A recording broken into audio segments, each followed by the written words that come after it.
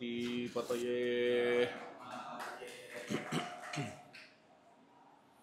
சுக்லாம்பரதரம் விஷ்ணும் சசிவர்ணம் சதுர்புஜம் பிரசன்னவதனம் த்யாயேத் சர்வவிக்னோபசாந்தயே.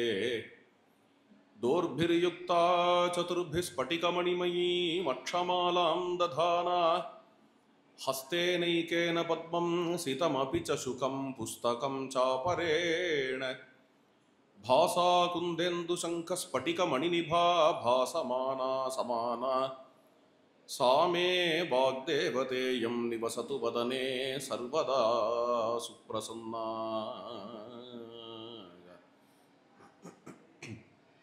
यं ब्रह्मा वरुणेन्द्र रुद्रमरुतः स्तुन्वन्ति दिव्यैस्तवैः वेदैः साङ्गपदक्रमोपनिषदैः गायन्ति यं सामगाः ध्यानावस्थिततद्गतेन मनसा पश्यन्ति यं योगिनः यस्यान्तं न विदुः सुरासुरगणाः देवाय तस्मै नमः. परस्पर तपस्संपत्फलायित परस्परौ प्रपंच माता पितरौ प्रांचौ जायापतिस्तु महा. नारायणं नमस्कृत्य नरं चैव नरोत्तमं देवीं सरस्वतीं व्यासं ततो जयमुदीरयेत्. नमो धर्माय महते नमः कृष्णाय वेधसे ब्राह्मणेभ्यो नमस्कृत्य धर्मान् वक्ष्ये सनातनान्. न जातु कामान्न भयान्न लोभात् धर्मं त्यजेत् जीवितस्यापि हेतोः.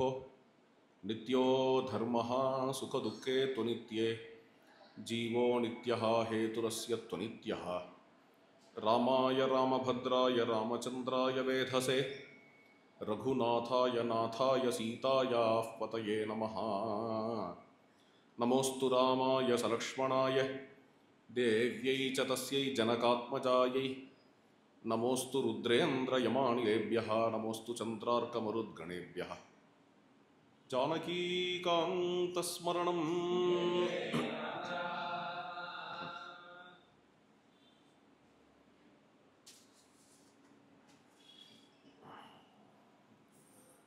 பவமான சோமனை பற்றிய விஷயமாக நேத்திக்கு 2 வார்த்தைகள் பார்த்தோம். அபிமாதிகா என்கின்ற வார்த்தை இது 65வது சூக்தத்தில் 5வது இருக்குல வருது. அதிஹ்வராம்சி என்கின்ற வார்த்தை இது 106வது சூக்தம் 13வது இருக்குல வருது. அதிஹ்வராம்சி என்கிறது பொதுவாக சோமன் ஒரு குறுகல்லேருந்து அதை கடந்து போகிறார் அப்படிங்கிற அர்த்தம். குறுகல்னா ஒரு நேரோனஸ்ஸும்பா ஆங்கிலத்தில். அதில் குட்டிலம் கௌட்டில்யம், அந்த கௌட்டில்யத்திலேருந்து கடந்து போகிறத இது ஒரு உதாரணம் தான். இது மாதிரி 9வது மண்டலம் முழுக்க பல இடங்களில் எப்படி அந்த கௌட்டில்யத்திலேருந்து கடந்து போகிறார், குட்டிலத்தன்மையிலிருந்து கடந்து போகிறார் அப்படின்னு பல இடங்களில் வருது. இதே தான் முன்னாடி பிரசித்தமான மந்திரம் முன்னாடி சொன்னோமே, பவித்ரம் தே விததம். விததம்ங்கிறது விஸ்தீர்ண பாவம். இதை நமக்கு யஜ்ய ரீதியாக வியாக்கியானம் பண்ணணும் என்றால், சோமன் எந்த ஒரு கலசத்தில் இருக்கிறாரோ அந்த கலசத்தை தாண்டியும் வெளியில் அந்த சோமரசங்கிறது வெளிப்படுறது அல்லது தெளிக்கிறது அப்படிங்கிற அர்த்தம் வரும். ஆத்தியாத்மிகமாக இதுக்கு என்ன அர்த்தம்? கலசத்துக்கே பிரதீகம்னு அர்த்தம். பிரதீகத்தையும் கடந்து போகிறது அப்படிங்கிற அர்த்தம் ஆத்தியாத்மிகமாக வரும். முதல் விஷயம். இன்னொன்று, நமக்கு உள்ள குட்டிலத்தன்மை, நம்ம மனசில் என்ன ஒரு குட்டிலத்தன்மை இருக்கோ, எதையுமே ராகத்வேஷத்துக்கு உட்பட்டு தான் பார்க்கணும் என்கின்ற தன்மை. அக்னியையே அதை நோக்கி தான் யுத்தம் பண்ணி ஜெயிக்க சொல்லி வேதம் சொல்றது பிரசித்தமான மந்திரம். யுயோத்யஸ்மத் ஜுகுராணமேனஹா. இது சம்ஹிதையிலையும் வர மந்திரம், உபனிஷத்துலேயும் வர மந்திரம். பொதுவாக பெருசாக இந்த வேத விஷயங்கள் தெரியாதவா என்ன சொல்லிடுவா, உபனிஷத்து சம்ஹிதைக்கு விரோதம் மாதிரியும், சம்ஹிதையில் உள்ள மந்திரங்கள் அதை கண்டுபிடிச்ச ரிஷிகள், இது இப்போ நான் சொல்கிறது அர்வாச்சீனம், ஆதுனிகமாக சில ஆராய்ச்சியாளர்கள் தெரியாமல் சொல்கிற விஷயம். சம்ஹிதையில் உள்ள ரிஷிகள்லாம் அந்த விசுவாசத்தில் இருந்த மாதிரியும், உபனிஷத்தில் தான் முதல்ல அவ தத்துவதரிசிகளாக இருந்த மாதிரியும். அது மட்டும் இல்லை, அது எந்த அளவுக்கு கொண்டு போவான்னா, உபனிஷத்தை கொடுத்தவாள்லாம் திராவிடர்கள் அப்படின்னும், சம்ஹிதை ஆரியர்களுடையது. இந்த ஆரிய திராவிடக்கு இன்னி வரைக்கும் என்ன அர்த்தம்னே புரியல, நிஜமாவே சொல்றேன். தோணின பொழுது தோணின விஷயத்துக்கு எடுத்துக்கிறது தான் இருக்குது. அதுக்கு இப்போ போக வேண்டாம், அது நம்ம விஷயம் இல்லை இங்கே. அதை எடுத்துட்டா அப்புறம் அதில் 1 மணி நேரம் போயிடும். அப்பப்போ தோணுனதுக்கு ஒரு அர்த்தம் கல்பிக்க வேண்டியது தான் இருக்கு. அது மாதிரி தான் இருக்கு. ஆனால் சம்ஹிதை வேற, சம்ஹிதைக்கு விரோதமாக திராவிடர்கள் ஏற்படுத்திய ஒரு இலக்கியம்தான் உபனிஷத்து அப்படிங்கிற பார்வையெல்லாம் ஒரு பக்கம் இருக்குது. அப்படி தான் ஹிஸ்ட்ரி புக்லேயே படிக்கிறேன். நான் என்னத்துக்கு இதை போய் எடுத்துன்னு வருவானே, யாரோ எங்கேயோ உளறிட்டு போகட்டும் அப்படின்னு விட முடியல. ஏன்னா ஹிஸ்ட்ரி புக்லேயே அப்படி தான் படிக்கிறா. அதில் இந்த உபனிஷத்துகள்லாம் பௌத்தத்துக்கு அப்புறம் வந்ததுங்கிறது வேற, அப்படி வேற ஹிஸ்ட்ரியில் எழுதியிருக்கான். ஹிஸ்ட்ரி டெக்ஸ்ட் புக்கில் 9ஆம் கிளாஸோ 10ஆம் கிளாஸோ பார்த்தேன். இது மாதிரிலாம் ஒரு குழப்பங்கள் வாஸ்தவத்தில் பல பேர்களுக்கு தெரியாத விஷயம் என்ன அப்படின்னா, உபனிஷத்தில் வர சில மந்திரங்கள் அது ரிக்வேத விஷயமா இருக்கு. சில ரிக்குகளை தான் உபனிஷத்தை எடுக்கிறது. அதை உபனிஷத்தே சொல்றது, ததே தத்து ரிச்சாபியுக்தம், இவ்வாறு இந்த ரிக்கு சொல்லுகிறது. ரிக்வேதத்தில் பார்த்தா அந்த ரிக்கு இருக்கு, ரிக்வேதத்தில் இல்லாத ஒரு ரிக்கை இங்கே சொல்லி இவ்வாறு ரிக்கு சொல்றதுன்னு சொல்லலை. அது மாதிரி பல ரிக்கு இருக்கு உபனிஷத்தில். அப்போ உபனிஷத்தில் ஒரு ரிக்கை எடுத்து சொல்லி அதை விளக்கறதுக்காகவே இந்த உபனிஷத்து, ஐத்தரைய பிராமணம் முழுக்கவே, ஐத்தரைய உபனிஷத்து முழுக்கவே கர்ப்பேனுசன்னன் வேதாம் அவேதம் அகம் தேவானாம் ஜனிமானி விஸ்வாங்கிற இருக்க விளக்கறதுக்காக கர்ப்பையே வைத்தது சயானக வாமதேவ ஏவம் உவாச்ச, அந்த இருக்க விளக்கறதுக்காக வந்த உபனிஷத்து மாதிரி தெரியுது. அதை பார்த்தோம்னா முண்டகோபனிஷத்துல துவாசுபர்ணா சயுஜா சகாயா அப்படிங்கிற மந்திரம் பிரதானமாக இருக்கு. கர்ப்பைவ சுமிருத்தோ கர்ப்பிணிபிகி அப்படிங்கிற இருக்கு, இது கட்டோபனிஷத்துல பிரதானமாக இருக்கு. இந்த உபனிஷத்துல வரக்கூடிய ரிக்வேதிய மந்திரங்கள், அந்த மந்திரங்களுக்கு அந்த இடத்துல ஆச்சாரியால் என்ன பாஷ்யம் பண்றா அப்படிங்கிறத நம்ம பார்த்தாலே அதுவே ரொம்ப சுவாரஸ்யமான விஷயம். அப்போ ஆச்சாரியாளுக்கு ருக்குகள்ல எப்படி ஒரு ஆத்தியாத்மிகமான திருஷ்டி இருந்திருக்கு அப்படிங்கிறது நமக்கு புரியும். அது மாதிரி தான் இந்த சுக்ல யஜுர்வேதத்தில் இருக்கக்கூடிய ஈசாவாஸ்யம், ஈசாவாஸ்யம்ங்கிற உபநிஷத்து மந்திரபாகமே, பூர்த்திக்கு மந்திரபாகமே. அதுல வரக்கூடிய அக்னேனய சுபதாராயே அப்படிங்கிற மந்திரம், அதுல ஆச்சாரியாளுடைய பாஷ்யம் யோத்யஸ்ம ஜுகுராணம். ஜுகுராணம்ங்கிறது குட்டிலத்தன்மை, குறுகலான பார்வை. இந்த குறுகலான பார்வையை துவம்சம் பண்ணு அப்படின்னு அக்னியினிடத்துல பிரார்த்தனை. அக்னேனய சுபதாராயே, சுபதாராயேங்கிறதுக்கு அர்ச்சிராதி மார்க்கம்னு அர்த்தம் பண்ணியிருக்கார் இங்க பாஷ்யக்காரர், அதாவது ஆச்சாரியார் ஆதிசங்கர பகவபாதர். அதுல யோத்யஸ்ம ஜுகுராணம்ங்கிறது குட்டிலத்தன்மையை போக்கு அப்படிங்கிற அர்த்தமா வருது. அது எது மாதிரி குட்டிலத்தன்மைன்னா 2 விதமா எடுத்துக்கலாம். ஒன்று, உலகத்துல எதை பார்க்கணும்னாலுமே ராகத்வேஷங்களை வச்சுட்டே பார்க்கறது, இதுதான் ஜீவகோட்டிகளுக்கு இருக்கக்கூடிய விஷயம்.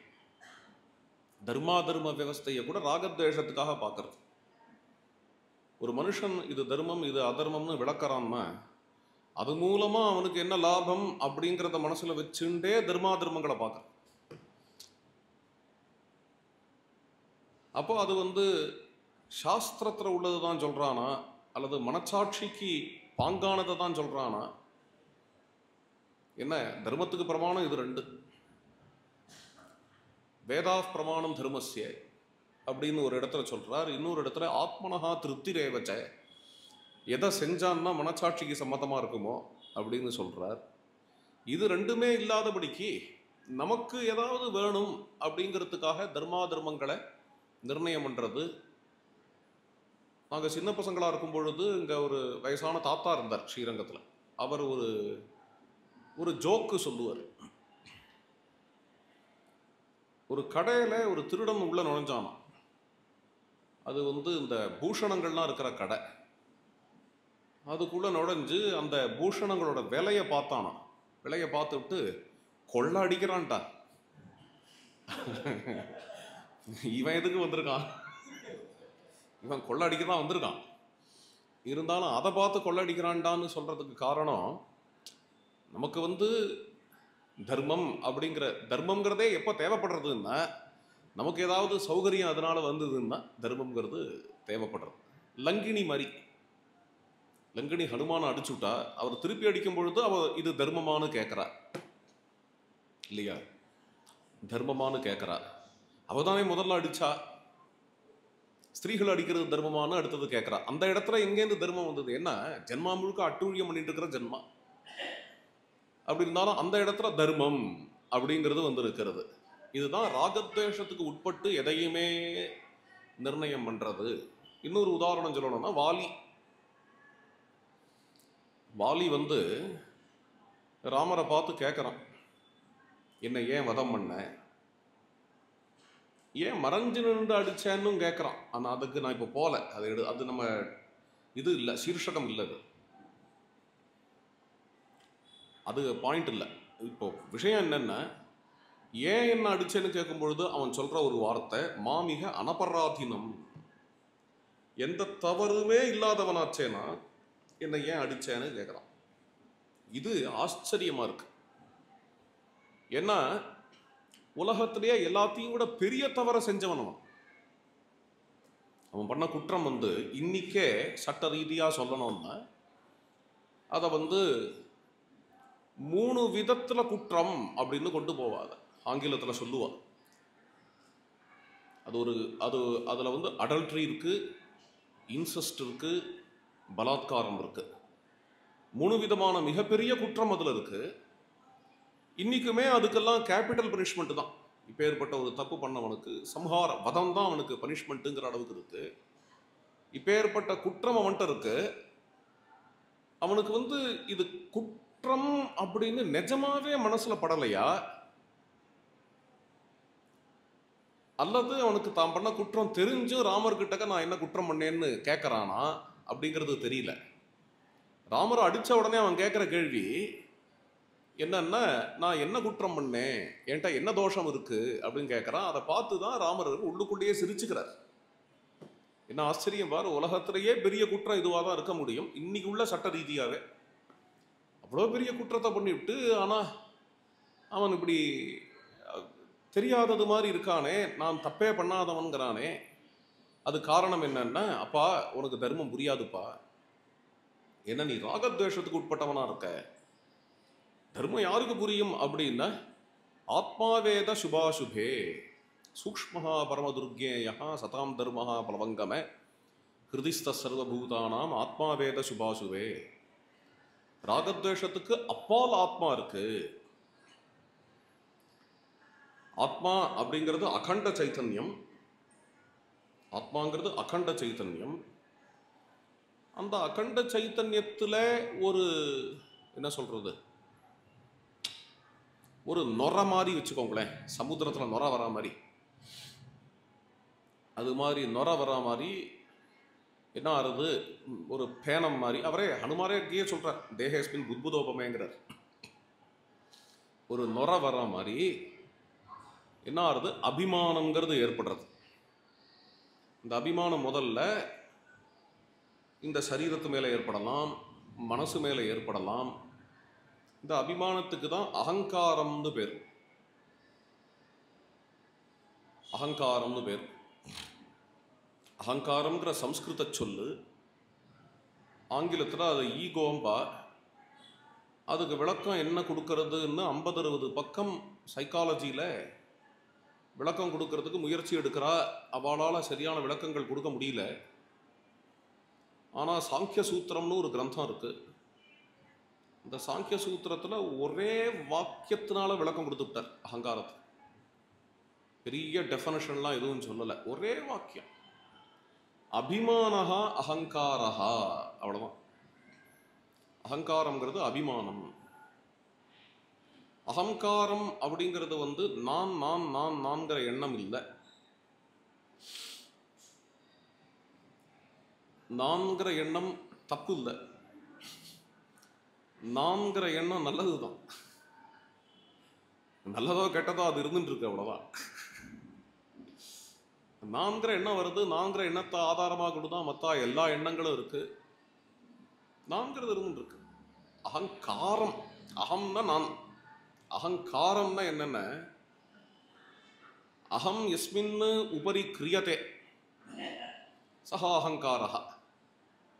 இந்த அகங்கிறத எடுத்து எது மேலேயோ போட்டுடுறோம், அது அகங்காரம். இது பிரச்சனை, இது பிரச்சனை. இது அகமா புரிஞ்சுக்காம, அகமா புரிஞ்சுட்டு ரொம்ப நல்லது.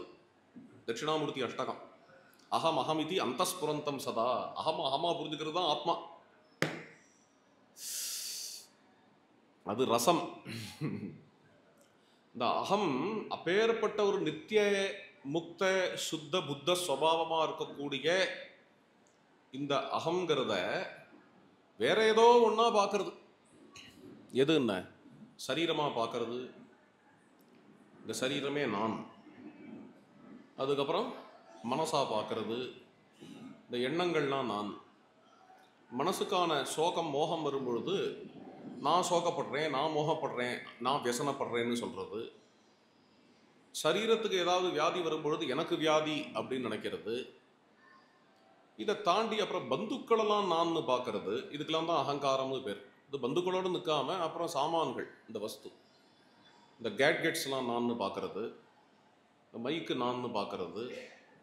அப்படிங்கிறதுக்கு அகங்காரம்.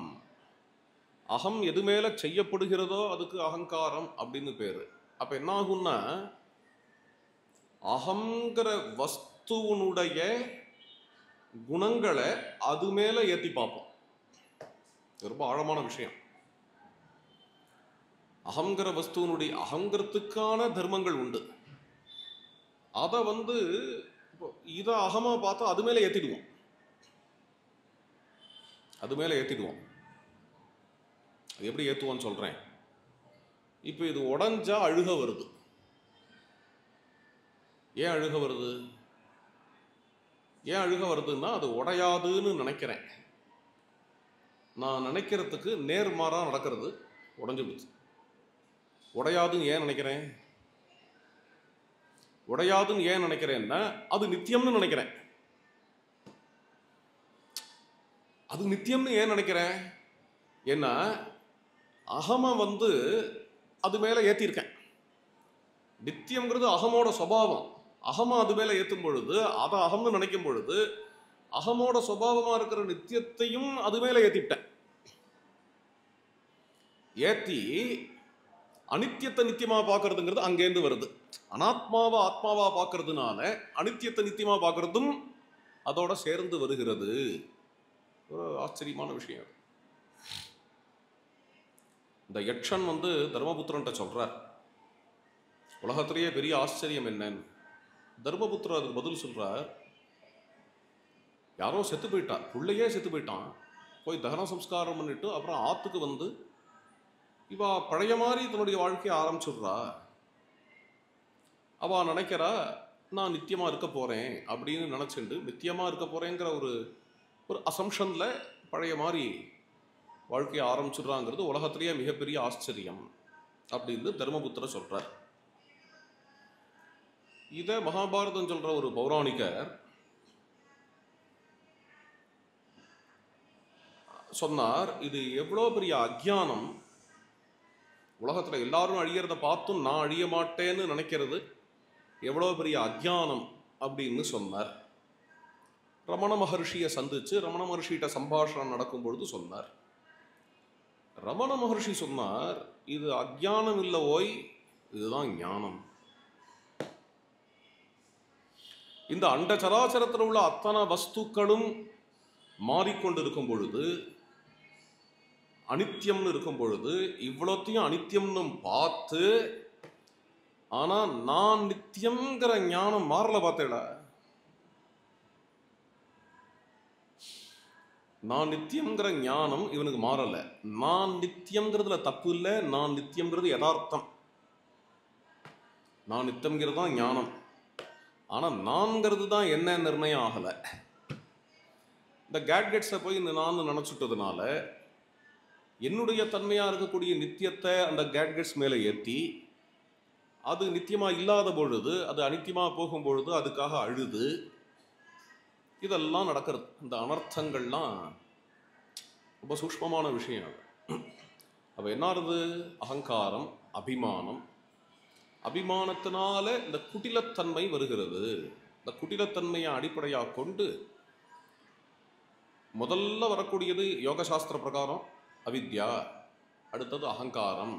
அகங்காரத்துலேருந்து வருது ராகத்வேஷ, ராகத்வேஷங்கள்லேருந்து வருது அபினிவேஷ.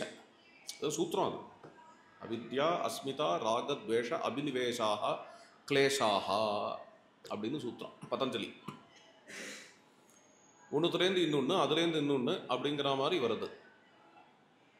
இப்போ என்ன ஆகுது அப்படின்னா, இந்த ராகத்வேஷங்களுக்கு அப்பால் போன மகான்கள் எதையுமே எனக்கு என்ன லாபம்னு பார்த்து சிந்திக்கிறதுன்னு இல்லாமல் லோகக்ஷேமார்த்தம் இருக்கிறதுங்கிறது, அதுதான் யுயோத்யஸ்ப ஜுகுராணம் அப்படிங்கிறதுக்கு அர்த்தம்.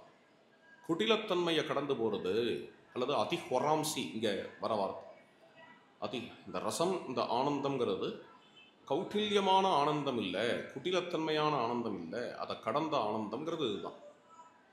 இதில் இன்னொரு விஷயம் சேர்த்து சொல்லணும்னு நினைக்கிறேன்.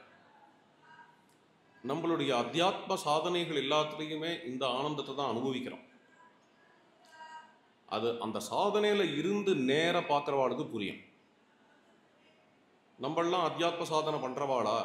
தாராளமாக நம்ம பண்ணுறது எல்லாமே அத்தியாத்ம சாதனை தான். ஆனால் அத்தியாத்ம சாதனையாக பண்ணுறோமான்னு தெரியாது.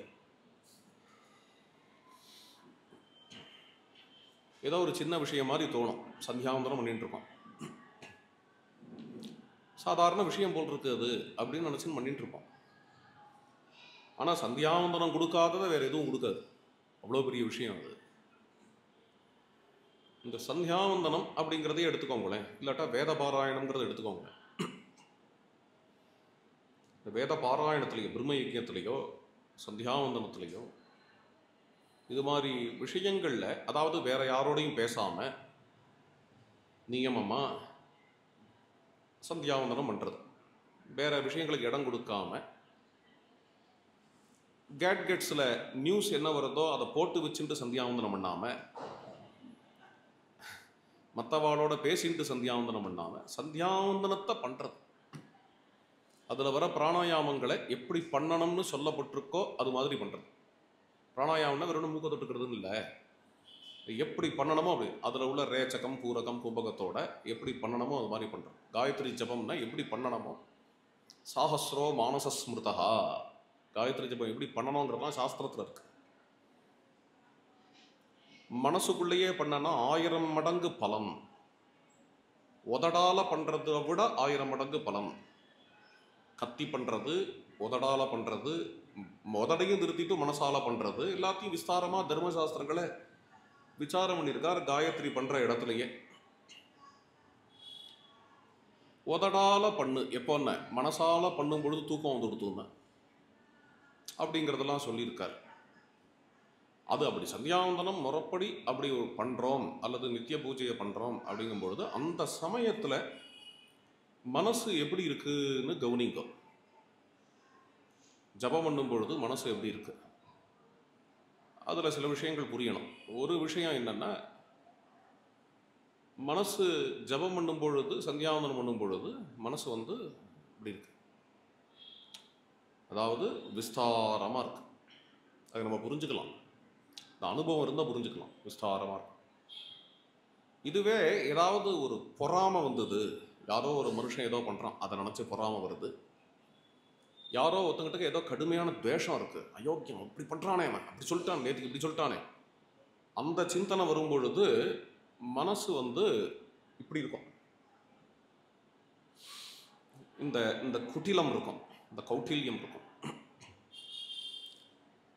ஜபம் பண்ணும் பொழுதோ அப்படின்னா அதுலேயுமே இந்த ஜபத்தில் மனசு இருந்தாலும்,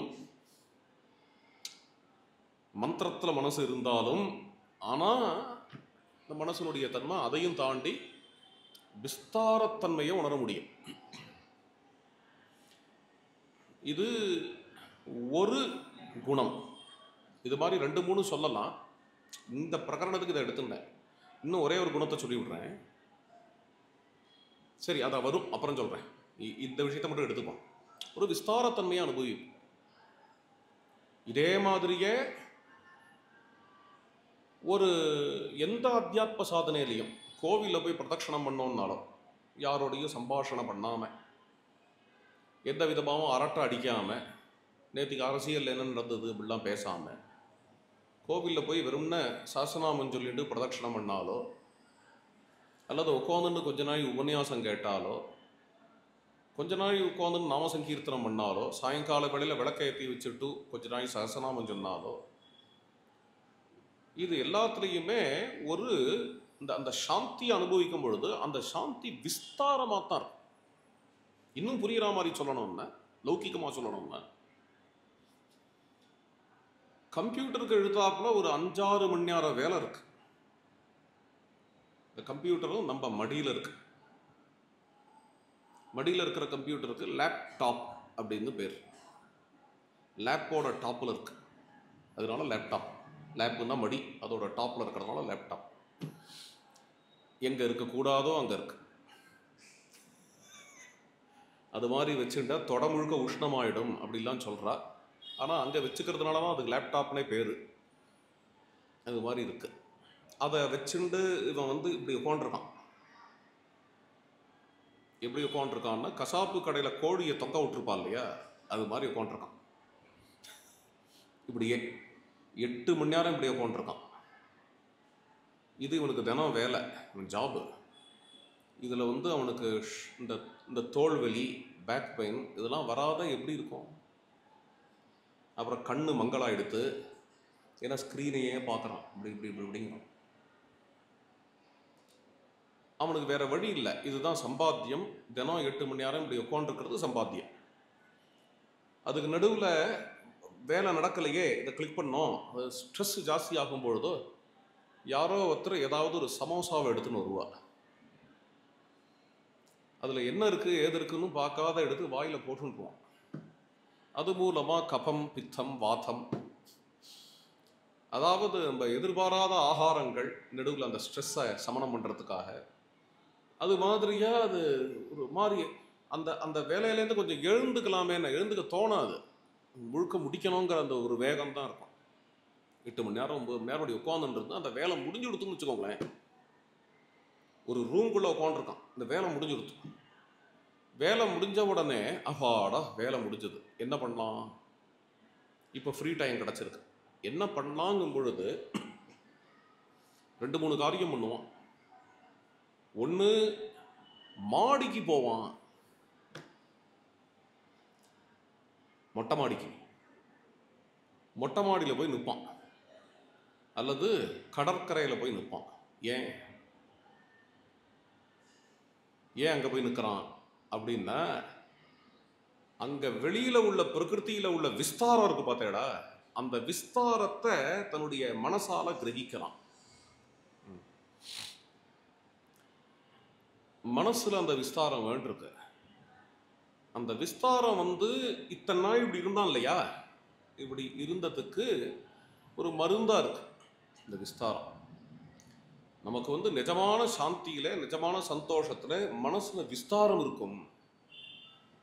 கோபத்திலேயோ பொறாமையிலையோ பேராசையிலையோ ஜுகுராணம் கௌட்டில்யம் இருக்கும், இப்படி இருக்கும். ரெண்டாவது என்னென்ன, நிஜமான சாந்தியில மனசு அமைதியா இருக்கும். அது பின்னாடி வரும், இங்க அவமானத்திலே வரும், அது வேற. அமைதியா இருக்கும். இங்க எப்படி இருக்கும் அப்படின்னா, அபிமானத்துல என்ன இருக்கும், இது ஏன் கேட்கெட்ஸ் இது, அதுல என்ன இருக்கும் அப்படின்னு வேகம் இருக்கும். நேதிக்க சொன்னேன், காமக்ரோதோத்பவம் வேகம், வேகம் இருக்கும் இல்லையா. இப்போ நிஜமான சாந்தி மனப்பிரசமனம், சித்தவருத்திகளுடைய பிரசமனம், அந்த இடத்துல அங்கே விஸ்தார பாவம் இருக்கும் அப்படிங்கிறது முக்கியம். அதுதான் யோத்யஸ்பத் ஜுகுரானங்கிற மந்திரமோ அல்லது அதிஹொராம் சி அப்படிங்கிற மந்திரமோ காட்டக்கூடிய விஷயம். உள்ளுக்குள்ள நம்மளுடைய என்ன ஒரு பிராணன் இருக்கோ, அந்த பிராணன் சூக்ஷ்மமா ஆகிறதுக்கும், அந்த அதாவது சித்தம்னு ஒன்று பிராணம்னு ஒன்று. சலேவாதே சலம் சித்தம் அப்படின்னு யோக சாஸ்திரம் சொல்றது. சித்தம் எவ்வளோக்கெவ்வளோ வேகமாக இருக்குமோ அவ்வளோக்கெவ்வளோ பிராணம் வேகமாக இருக்கும். சித்தம் எவ்வளோக்கெவ்வளோ அமைதியாக இருக்குமோ அவ்வளோக்கெவ்வளோ பிராணம் அமைதியாக இருக்கும் அப்படிங்கிற ஒரு தன்மை அதை நமக்கு சாஸ்திரம் காட்டி கொடுக்குறது. நம்ம பிராணம் பிரசமனமாகணும், சித்தம் பிரசமனமா, சித்தத்தினால பிராணனை பிரசமனமாக்குறது ஒரு யோகம், பிராணனால சித்தத்தை பிரசமனமாக்குறது வேற ஒரு யோகம், ரெண்டுமே உண்டு. இந்த பிராணம் பிரசமனமாகறதுக்கு இந்த ரசானுபவம் உபயோகப்படும் அப்படிங்கிறது தான் சோமனுக்கும் வாயுக்கும் உள்ள சம்பந்தம். உதாரணத்துக்கு பவமான தியாஹிதகாங்கிறது இருக்கு. இது 25வது சூக்தம் 2வது மந்திரம். அதில் தர்மணா வாயுமாவிஷ, யஜுர்வேதத்தில் கூட வாயுமாரோக தர்மணா, இந்த தர்மணா வாயுமாவிஷ அப்படிங்கிறது ஏன் முதல் மண்டலத்திலேயே 2வது சூக்தத்திலேயே வாயுவுக்கும் சோமனுக்கும் உள்ள சம்பந்தம் காட்டப்படுகிறது. நம்முடைய ஹிருதயத்தில் உள்ள ரசானுபவம் நம்மளுடைய சித்தத்தை மட்டும் பிரசமனம் பண்ணாம நம்மளுடைய பிராணனையும் பிரசமனம் பண்றது அப்படிங்கிற ஒரு அற்புதமான விஷயம் வருது. அது நமக்கு பிராக்டிக்கலா பார்க்கணும்னா பிராணாயாமத்திலேருந்து தெரியும். பிராணாயாமங்கள்லாம் கூட இன்னைக்கு உலகம் முழுக்க பிராணாயாமம் பண்ணிட்டு இருக்கு. இன்னைக்கு எதனால அப்படின்னு, யோகா உலகம் முழுக்க எல்லா இடத்துலையும் நிறைய இடத்துல யோகா பண்ணுறா. யோகா பண்ணும் பொழுது அதில் பிராணாயாமம் வருது. புதுசாக ஒரு நெரேட்டிவ் செட் பண்ணுறா சில பேர்லாம். என்னன்னா, இந்த யோகம் அப்படிங்கிறதே பௌத்தத்திலேருந்து தான் வந்தது. வேதம் அந்த விசுவாசத்தில் இருக்கும் பொழுது, வேதத்தில் எல்லாம் மூட நம்பிக்கையாகவே தான் இருக்கு. பௌத்தத்திலேருந்து தான் யோகம் வந்ததுன்னு ஒன்று பெருசாக அதை சொல்லின்னு இருக்கா. இதை பற்றி ஒருவர் என்கிட்ட சொல்லி ரொம்ப வருத்தப்பட்டு, யோகம்ங்கிறது எப்படி வைதிகம், யோகம்ங்கிறது வேதத்திலேருந்து எப்படி வந்தது, பதஞ்சலியே யோக சாஸ்திரத்தில் வேதத்திலேருந்து எப்படி எடுக்கிறார் அப்படிங்கிறத பற்றி நீங்கள் ஒரு பிரவச்சனம் பண்ணணும். 13ஆம் தேதி நினைக்கிறேன், டிசம்பர் மாதம் மைசூரில் ஒரு பிரவச்சனம் அது விஷயமா இருக்கு. இது நீங்கள் எடுத்து சொல்லணும்னு அங்கே ஒரு பெரிய யோக சதஸ்ஸு, அந்த சதஸில் பிரவச்சனம் பண்ண சொன்னால், எதுக்கு இது சொல்ல வரேன் அப்படின்னா, பிராணாயாமம்னு எடுத்துப்போமே, பதஞ்சலி யோக சூத்திரம் முதலியவைகள் எல்லாம் வரத்துக்கு முன்னாடி முதல்ல பிராணாயாமம் என்கிறது ஒரு வைதிக கிரியை. பிராணாயாமம் இல்லாத எந்த வைதிக கர்மானுஷ்டானமும் கிடையாது. பிராணாயாமம் இப்போ உள்ள உலகத்தில், ஆதுனிக லோகத்தில் ஒரு யோகா கிளாஸ் நடத்துகிறான்னா அதில் முதல்ல இன்ஸ்ட்ரக்ஷன் கொடுக்குறவா என்ன சொல்கிறா, பொதுவாக பார்த்தேன் ரிலாக்ஸ் அப்படின்பா இல்லையா, இதுதான் சொல்லுவா. நம்மளுடைய வைதிக கர்மா அப்படிதான் ஆரம்பிக்கிறது. இல்லையா? சமாஹித மனசஸ்மஹா அப்படின்னு தான் ஆரம்பம். பிரசாந்தமாக இருந்தோ, பிரசாந்தமாக இருக்கோம் அப்படிங்கிறது தான் ஆரம்பமே. புண்ணியாக வாசனம். அது மாதிரி எந்த கர்மா பண்ணணும்னாலும் பிராணாயாமம் இல்லாமல் ஒரு வைதிக கர்மா சொல்லுங்க கிடையாது. அந்த பிராணாயாமம் பண்ணும் பொழுது நமக்கு அந்த, இன்னும் சொல்ல போனா சாமவேதத்தில் இன்னைக்கு பிரசித்தமாக ஹடயோகத்தில் ஒன்று சொல்கிறாளே, கபாலபாதி அப்படின்னு. இந்த கபாலபாத்தியே இருக்கு, கபாலபானமே சாமவேதத்தில் இருக்கு. சாமகானத்தில் நடுவில் கபாலபானம் பண்ணுவாள். இந்த வருஷம் ஆவணி ஆவட்டத்தில் தான் அதை கவனித்தேன். சாமவேத ஆவணி ஆவட்டத்துக்கு பொதுவாக நான் அயோத்தியாவில் இருப்பேன். இந்த முறை பெங்களூரில் இருக்க முடியாது நேர்ந்தது. நம்ம பாடசாலையில் சாமவேத ஆவணி ஆவட்டம் எப்படி நடக்கிறதுன்னு பார்த்துட்டு இருந்தேன். திடீர்னு கபாலபாதி பண்ணான். அப்போ பார்த்தேன், இது என்னப்பா அப்படி விசாரிச்சு. இல்லை, இந்த மந்திரத்தில் இந்த இடத்துல இந்த ருக்கு சொல்லும்பொழுது கபாலபாதி பண்ணணும் அப்படின்னு புஸ்தகத்திலேயே இருக்கும். அப்புறம் புஸ்தகத்தை எடுத்து பார்த்தோன்னா இருக்குங்க, இருக்கு.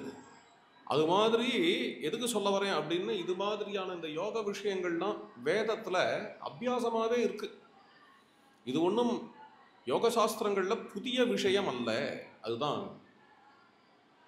அந்த ஒரு பிராணாயாமம் நமக்கு தர்மனா வாயுமா விச. இந்த பிராணாயாமம் பண்ணும் பொழுதே யதோக்தமாக பண்ணோம்னா அதனுடைய பலனாக இந்த ஒரு ரசானுபவத்தை பார்க்க முடியும்.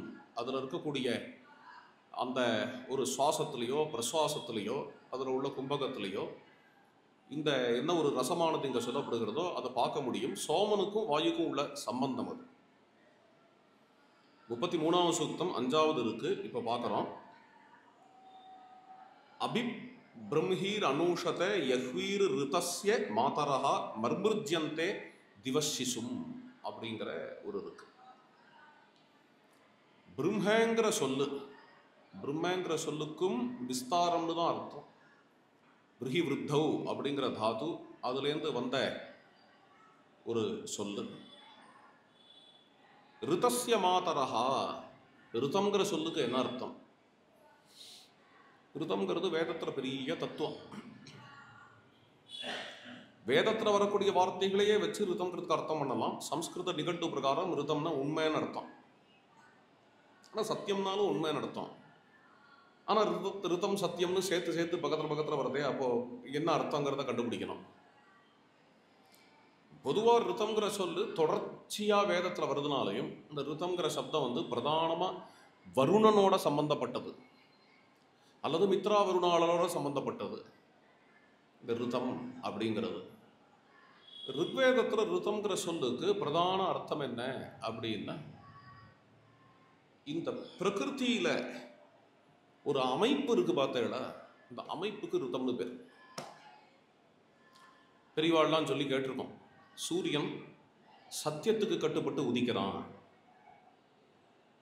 அப்படிங்கிறோம். அது மாதிரி வரிசையாக சொல்ல ஆரம்பித்தோம்னா, சத்தியத்துக்கு கட்டுப்பட்டு இதெல்லாம் நடக்கிறது, சத்தியத்துக்கு கட்டுப்பட்டு இது நடக்கிறதுன்னு இயற்கையில் சொல்கிறா இல்லையா, அதுக்கு ரிதம்னு பேர். அங்கே சத்தியத்துக்கு கட்டுப்பட்டுங்கிறதுக்கு என்ன அர்த்தமோ அது ரிதம். சில சமயங்களில் இந்த ரித சப்தத்துக்கு இன்னொரு வார்த்தை விரதம்ங்கிறது உபயோகப்படும். அதப்தானி வருணஸ்ய விரதானி அப்படிங்கிறது பிரகிருதியில் உள்ள நியதி. நிறைய இடங்களில் நியதம் ரிதம் அப்படின்னு வருது. அப்போ இந்த ரிதம்ங்கிறது நியதியோட சம்பந்தப்பட்டதாக இருக்கு. ராமாயணத்திலையும் நியதி காரணம் லோகே நியதி கர்ம சாதனம் நியதி சர்வபூதானாம் நியோகேஷ்ய காரணம் அப்படின்லாம் வருது. இந்த ரிதத்தினுடைய அதிதேவத வருணம் அது வேற விஷயம். அது ரிதஸ்ய மாதரஹா, இந்த ரிதத்தினுடைய தாய்மார் அம்மாக்கள். இந்த ரிதத்தினுடைய அம்மாக்கள்னு எதை சொல்லலாம் அப்படின்னா, இந்த அண்ட சராச்சரம் இது ஒரு பிரகிருதி நியத்தியில நடந்துட்டு இருக்கு இல்லையா, அந்த நியதிக்கும் இந்த அண்டச்சராச்சரத்துக்கும் அடிப்படையில் உள்ள சக்திகள். இதை தான் ஆங்கிலத்தில் எனர்ஜிம்பா. அடிப்படையில் சில சக்திகள் இருக்கு, அந்த சக்திகள்லேருந்து தான் இதெல்லாம் வந்தது. அடிப்படையில் சில ஸ்பந்தங்கள் இருக்கு, இந்த ஸ்பந்தங்கள்லேருந்து தான் சமஸ்த நாமரூபங்களும் வந்தது. அந்த ஸ்பந்தங்கள், அந்த சக்திகள் எதை பற்றி நியாயசாஸ்திரமோ வைசேஷிக சாஸ்திரமோ சொல்லலையோ, நியாய வைசேஷிக சாஸ்திரங்களில் பஞ்சபூதங்கள் தான் முடிவாம் நிலை, பஞ்சபூதங்கள் நித்தியம், அதனுடைய பரமாணுக்கள் நித்தியம் அப்படின்னு முடிச்சு விட்டா அதுக்கு மேலே அதில் விஷயம் கிடையாது. ஆனால் அதையும் கடந்த நிலை சாங்கியத்தோடது. சாங்கியத்தில் இந்த அடிப்படையான சக்திகளை பற்றி சொல்கிறா, ரொம்ப ஆழமான விஷயம். இந்த அடிப்படையான சக்திகள் இதை கொஞ்சம் சாஸ்திர பரிபாடியாக உங்களுக்கு சொல்லணும்னா பிரகிருதி பிரதானம்லாம் பேர் வச்சுருக்காங்க இல்லையா, அவ்யக்த பிரகிருதி. சாங்கிய சாஸ்திரத்தில் அவ்யக்த பிரகிருதின்னு ஒன்று, அதனுடைய வெளிப்பாடு தான் பஞ்சபூதங்கள். அதுலேருந்து வந்தது ஆகாசம், ஆகாசத்துலேயும் வாயு, அது மாதிரி போவாங்க. சாங்கியத்தில் அவ்யக்த பிரகிருதின்னு ஒன்று சொல்கிறா, அதுக்கு வேதத்தில் உள்ள பேர் அதிதி அப்படிங்கிறது. யா பிராணேன சம்பவதி அதிதிஹி தேவதாமயி, அதுக்கு வேதத்தில் அதிதின்னு பேர். அதிதிங்கிற சொல்லுக்கு அகண்ட பிரகிருதின்னு அர்த்தம். தோ அவகண்டனே அப்படிங்கிற தாது, தோ அப்படிங்கிற தாத்துவுக்கு டிவிஷன் அர்த்தம், விபாகம் அப்படின்னு அர்த்தம். ஹிந்திலையும் அதான் அர்த்தம், ஏக் தோ. தோ அப்படின்னா விபாகம், அதுலேருந்து வந்த சப்தம் திதிஹி. திதிஹின்னா விபாகம், அதிதிஹின்னா அவிபாகம். அவிபாகமான அவ்யக்த பிரகிருதிக்கு அதிதி என்று ரிக்வேதத்தில் பேர்.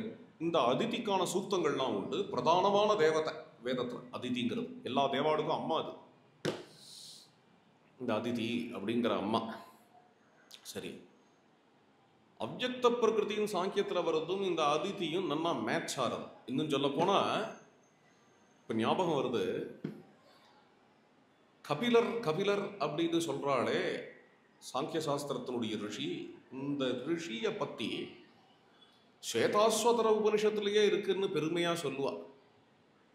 ரிஷிந்தமக்ரே கபிலம் அப்படின்னு வருது, பெருமையாக சொல்லுவா. ஸ்வேதாஸ்வதர உபனிஷத்தில் வருது, அப்புறம் இருக்கட்டும். ருக்வேத சம்ஹிதாவில் 10வது மண்டலத்தில் கபிலரை பற்றி வருது. அதுவும் எப்படி வருது அப்படின்னா, அது இந்த அவ்யக்த பிரகிருதியினுடைய புத்திரன் அப்படின்னு வருது கபிலரை பற்றி. இது ஒரு ஆச்சரியமான விஷயம். புத்திரஸ்தானத்தில் உபாசகன்னு நம்ம புரிஞ்சுக்கணும். கபிலருக்கு அவ்வளோ ஒரு என்ன சொல்கிறது புராணத்துவம், அவ்வளோ பிராச்சீனமான ரிஷின்னு தெரிகிறது.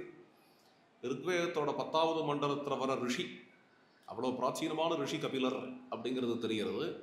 அங்கே அதிதியினுடைய வத்சர்கள் புத்திரர்களாக என்னென்ன ரிஷிகள் பிறந்தாலோ அதில் பிரதான புத்திரன் கபிலம் அப்படின்னு ருக்வேத சம்ஹிதாவில் 10வது மண்டலத்தில் வருது. இந்த மந்திரத்தை நான் இப்போ எடுத்து வச்சுக்கல, நான் நீங்கள் சொல்கிறதா இல்லை, திடீர்னு வந்தது அதிதி. இப்போ இது வரைக்கும் புரிஞ்சுருத்தோம். இன்னொரு விஷயம் சொல்கிறேன். அதிதி அப்படிங்கிறது நீங்கள் ஒரு கணமாக பார்த்த அவ்யக்த பிரகிருதியை ஒரு கணமாக பார்த்தா அது அதிதி. இது ஆங்கிலத்தில் சொல்லணும்னா அவ்யக்த பிரகிருதியை ஒரு டென்ஸாக பார்த்தான்னா அது அதிதி. அதே அவ்யக்த பிரகிருதியை ஒரு பிரவாகமாக பார்க்குறேன்னு வச்சுக்கோங்க. அவ்யக்த பிரகிருதி இதை பற்றி சாங்கியம் சொல்லலை, ஆனால் சம்ஹிதா சொல்கிறது. அவ்யக்த பிரகிருதியை ஒரு தாரையாக பார்க்கறது, ஒரு பிரவாகமாக பார்க்கறது, ஒரு சக்தி ரூபேண பார்க்கறது சாங்கியம் சொல்லலையே தவிர இது உங்களுக்கு சைவம் சாக்தத்தில் உள்ள விஷயம். அதுதான் சக்திங்கிறா, இதுதான் சக்திங்கிறா. சக்தி ரூபமாக பார்க்கறது, அது ஒரு தாரை அப்படின்னு பார்க்கறது அப்படின்னு வந்தாச்சுன்னா அதுக்கு வேதத்தில் என்ன பேரு? அதுக்கு தான் வேதத்தில் அப்புன்னு பேர். நல்லா புரிஞ்சுக்கணும். ஆபஹா அப்புன்னு பேர். ஆபஹாங்கிறதுக்கு ஆதி பௌத்திகமான அர்த்தம் ஜலம். ஆபஹாங்கிறதுக்கு ஆத்தியாத்மிகமான அர்த்தம் அண்டச்சராச்சரமும் ஓய்ந்த நிலையில என்ன என்ன சக்திகள் மட்டும் இருந்துட்டு இருக்கோ, என்ன ஸ்பந்தங்கள் மட்டும் இருந்துட்டு இருக்கோ அதுக்கு ஆபஹான்னு பேர். ரொம்ப ஆச்சரியமான விஷயம் அது. ஆபகாங்கிறதும் அதிதிங்கிறதும் ஒன்று தான். அதையே ஒரு கனமாக நம்ம கவனிச்சா, அந்த அனுபவம் ஒரு ரிஷிக்கு கனமாக ஏற்படும் பொழுது அது அதித்தின்னு சொல்லுவார். அது தாரையா வரும் பொழுது அதை ஆபகா அப்படின்னு சொல்ற வழக்கம். அந்த அந்த தாரை, அந்த சக்திகளுடைய அனுபவம், அந்த சக்திகள்லேருந்து ஏற்படுற ரசம் இருக்க, அதுக்கு தான் அப் சரஸ் அப்படின்னு பேர். ரிக்வேதத்தில் வரக்கூடிய ஊர்வசி பிரதானமான தேவதை அப்சரஸ். புரூரவசோட சம்பாஷணம் பண்றான் ரிக்வேதத்தில் ஒரு பெரிய சூக்தம் வருது. ராமாயணத்தில் கூட அப்சு நிர்மதனா ஜாதாக தஸ்மாத் அப்சரசஸ்பிருதாக அப்படின்னு வரும். சரி, இதுக்கு இவ்வளோ விளக்கறேன் என்ன, இங்கே இந்த தேவதை வந்துட்டதுனால விளக்குறேன். ரிதஸ்ய மாத்திரா, இவாளுக்கு தான் ரிதத்தினுடைய அன்னையர் அப்படின்னு பேர். ரிதத்தினுடைய அன்னையர் இந்த தேவதைகள். இன்னும் ஒரே ஒரு விஷயம் சொல்லிடுறேன். பிரளயம் 4 விதம் அப்படின்னு புராணம். அதில்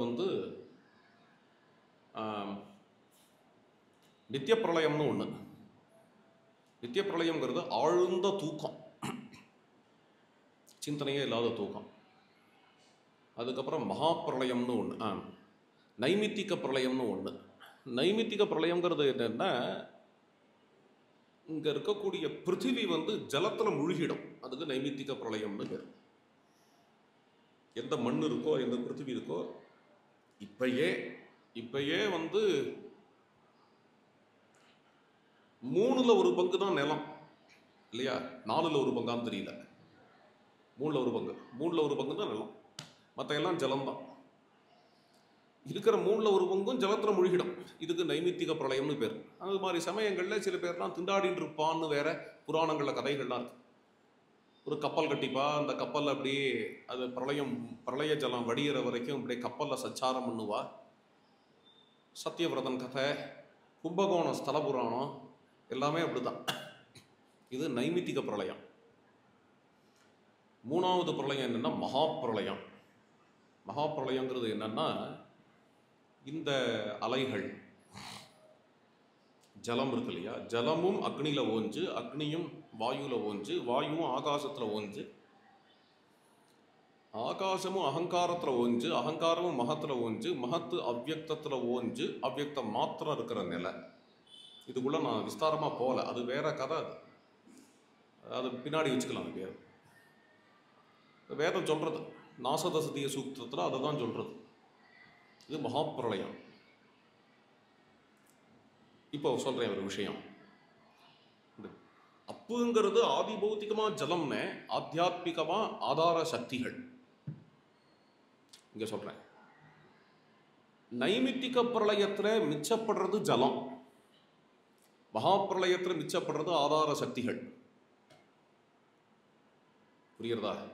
அந்த காரணத்தினாலேயே நைமித்திக பிரளயத்துல மிச்சப்படுற ஜலமானது மகா பிரளயத்துல மிச்சப்படுற ஆதார சக்திகளுக்கு பிரதீகமாக, குறியீடாக வேதத்துல இருக்கு. அதுதான் அப்புக்கும் அந்த மூல சக்திகளுக்கு உள்ள சம்பந்தம். இதுகளுக்கு தான் ரிதத்தினுடைய மாதாக்கள், அப்படி ரிதஸ்ய மாதரஹா, ரிதத்தினுடைய அன்னையர் அப்படின்னு இதுகளுக்கு தான் பேர். இந்த தாய்மார்கள் இவாளை மொத்தம் 7ன்னு வேற சொல்லுவா. 7 சகசிரமாவும் ஆறுது. சப்த மாத்திருக்கான்னு வச்சுக்கோங்களேன். சப்த மாத்திருக்கான்னு பேரு. 7 கன்னியர் அப்படின்பா. இங்க தமிழகத்து கிராமிய பூஜையில 7 கன்னியர் உண்டு. சப்த மாத்திருக்கா அப்படின்னு தந்திரத்தில் இருக்கா. இந்த 7 அம்மாக்கள் கை கோத்துண்டு ஆடுற மாதிரி ஹரப்பாவில் ஒரு சிற்பம் இருக்கு. ஹரப்பா மொஹஞ்சதாரோ என்ன ஒரு சிற்பம் இருக்கு, ரொம்ப விசித்திரமான சிற்பம் அது. 7 ஸ்திரீகள் கையை கோத்துட்டு ஆடுவா, எழுத்தாப்புல அக்னி இருக்கும். இது மாதிரி ஒரு சிற்பம். அது எதை காட்டுறது அப்படின்னு பாயிண்ட் இருக்கு. அதுதான் கார்த்திகேயன், முருகப்பெருமான். 7ங்கிறது அருந்ததியோட சேர்ந்து, அருந்ததி சேராம 6 நட்சத்திரம். கிருத்திகா நட்சத்திரங்களுடைய பிள்ளை முருகன் அப்படிங்கிறது. இதெல்லாம் இதுல என்னென்ன, அக்னி பொதுவாக பார்த்தேன்னா இந்த 7 அப்புகள் இருக்கு. இந்த அப்புகள் வந்து அக்னியை சுத்திப்படுத்துறது, அக்னியை வளர்க்கறது, அக்னிக்கு பால் கொடுக்கறது அப்படின்லாம் ரிக்வேதத்தில் வரக்கூடியது தான். புராணத்தில் 6 பெண்மணிகள் முருகனுக்கு பால் கொடுத்ததாக ஆறுது. ஏன்னா முருகனே அக்னி தான், முருகன் வேற அக்னி வேற இல்லை. எனக்கு தெரிஞ்சு ரிக்வேதத்தில் ஒரே ஒரு இடத்துல முருகனுக்கு, அதாவது அக்னிக்கு ஸ்கந்தன்கிற பேர் வருது. மந்திரம் வந்து திருணஸ்கந்தஸ்யன்னு ஆரம்பிக்கும். அவரை கேட்டால் சொல்லுவார், திருணஸ்கந்தஸ்ய அப்படின்னு ஆரம்பிக்கும். முருகனுக்கு, அதாவது அக்னிக்கு முருகன்கிற பேர், அது ஸ்கந்தன்கிற பேர் வருது. அது வந்து அது சில இடங்களில் பார்த்தா தெளிவாக இருக்கும். முருகப்பெருமான் எப்படி பிறக்கிறார் அப்படிங்கிறதெல்லாம் புராணங்கள்லையோ அல்லது பாலகாண்டத்திலேயோ எப்படி வரதோ அதையே அப்படியே அக்னிக்கு சொல்லியிருக்கும் ரிக்வேதம். அதனால அதில் சந்தேகமே இல்லை. அதனால தான் பஞ்சாயத்தன பூஜையில் முருகன் இல்லைன்னு சில பேர் சொல்லுவார். மகாபெரிவாளே சொன்னதா கேள்விப்பட்டிருக்கேன். தெய்வத்தின் குரல் இருக்கான்னு தெரியல, ஒரு பெரியவர் சொல்லி கேள்விப்பட்டேன். மகாபெரிவா சொன்னான்னு, பஞ்சாயத்தன பூஜையில் மற்ற தெய்வங்கள்லாம் ஏன் இருக்குன்னா, அவன் பண்ற அக்னி உபாசனையில முருகன் இருக்கார், அதனால மற்ற தெய்வங்கள் இருக்கு, முருகன் இல்லை அப்படிங்கிற ஒரு விஷயத்தை பெரியவா விளக்கினான்னு. பொதுவாக பார்த்தேன்னா இந்த ரிதஸ்ய மாதரகா, இந்த அப்புகள் இருக்கே, இந்த அப்புகளுக்கும் அக்னிக்கும் என்ன சம்பந்தம்? அப்புகள் வந்து அக்னியை எப்படி வளர்த்தது அப்படிங்கிறதுக்கு தான் நிறைய மந்திரங்கள் வரும். அபூர்வமா இங்க இந்த அப்புகள் வந்து சோமனை எப்படி வளர்த்ததுங்கிறதுக்கான மந்திரம் அது, இந்த மந்திரம். அது காரணம் என்னன்னா, சோமனையே அக்னியா பார்க்கறதுங்கிறது ஒரு 2-3 இடத்துல வருது. அது வரும், கொஞ்சம் புரிஞ்சுக்கிறது கஷ்டம். யாஸ்கர் சொல்றார், ஒரு தேவனுக்கான விசேஷணங்கள் வேற தேவனுக்கும் வரக்கூடும் வேதத்துல. விருத்திர சம்ஹாரம் அப்படிங்கிறது பிரதானமா பார்த்தேன்னா இந்திரன் பண்ற காரியம். ஆனா அதுவே சோமனுக்கு வருது, இங்க சோமனுக்கு வருது, அக்னிக்கும் வரும் சில சமயத்துல. அது மாதிரி இருக்கு இல்லையா? அது மாதிரி இங்க வந்து ரிதத்தினுடைய தாய்மார்கள் அப்புகள் அக்னியை வளர்க்கின்றன அப்படிங்கிறது திருப்பி திருப்பி வர இடத்துல ரிக்வேதத்துல இந்த ஒரு இடத்துல சோமனை வளர்க்கறத பத்தி வருது. அங்க எது மாதிரி வருதுன்னா, இந்த அப்புகளுக்கான விசேஷம், இந்த அப்புகளுக்கான விசேஷம் யஹ்வீஹி அப்படிங்கிறது. மகன் நாமை தது, யஹ்வீஹின்னாலும் பெருசுன்னு அர்த்தம், பிரம்ஹீஹி அப்படின்னாலும் பெருசுன்னு அர்த்தம்.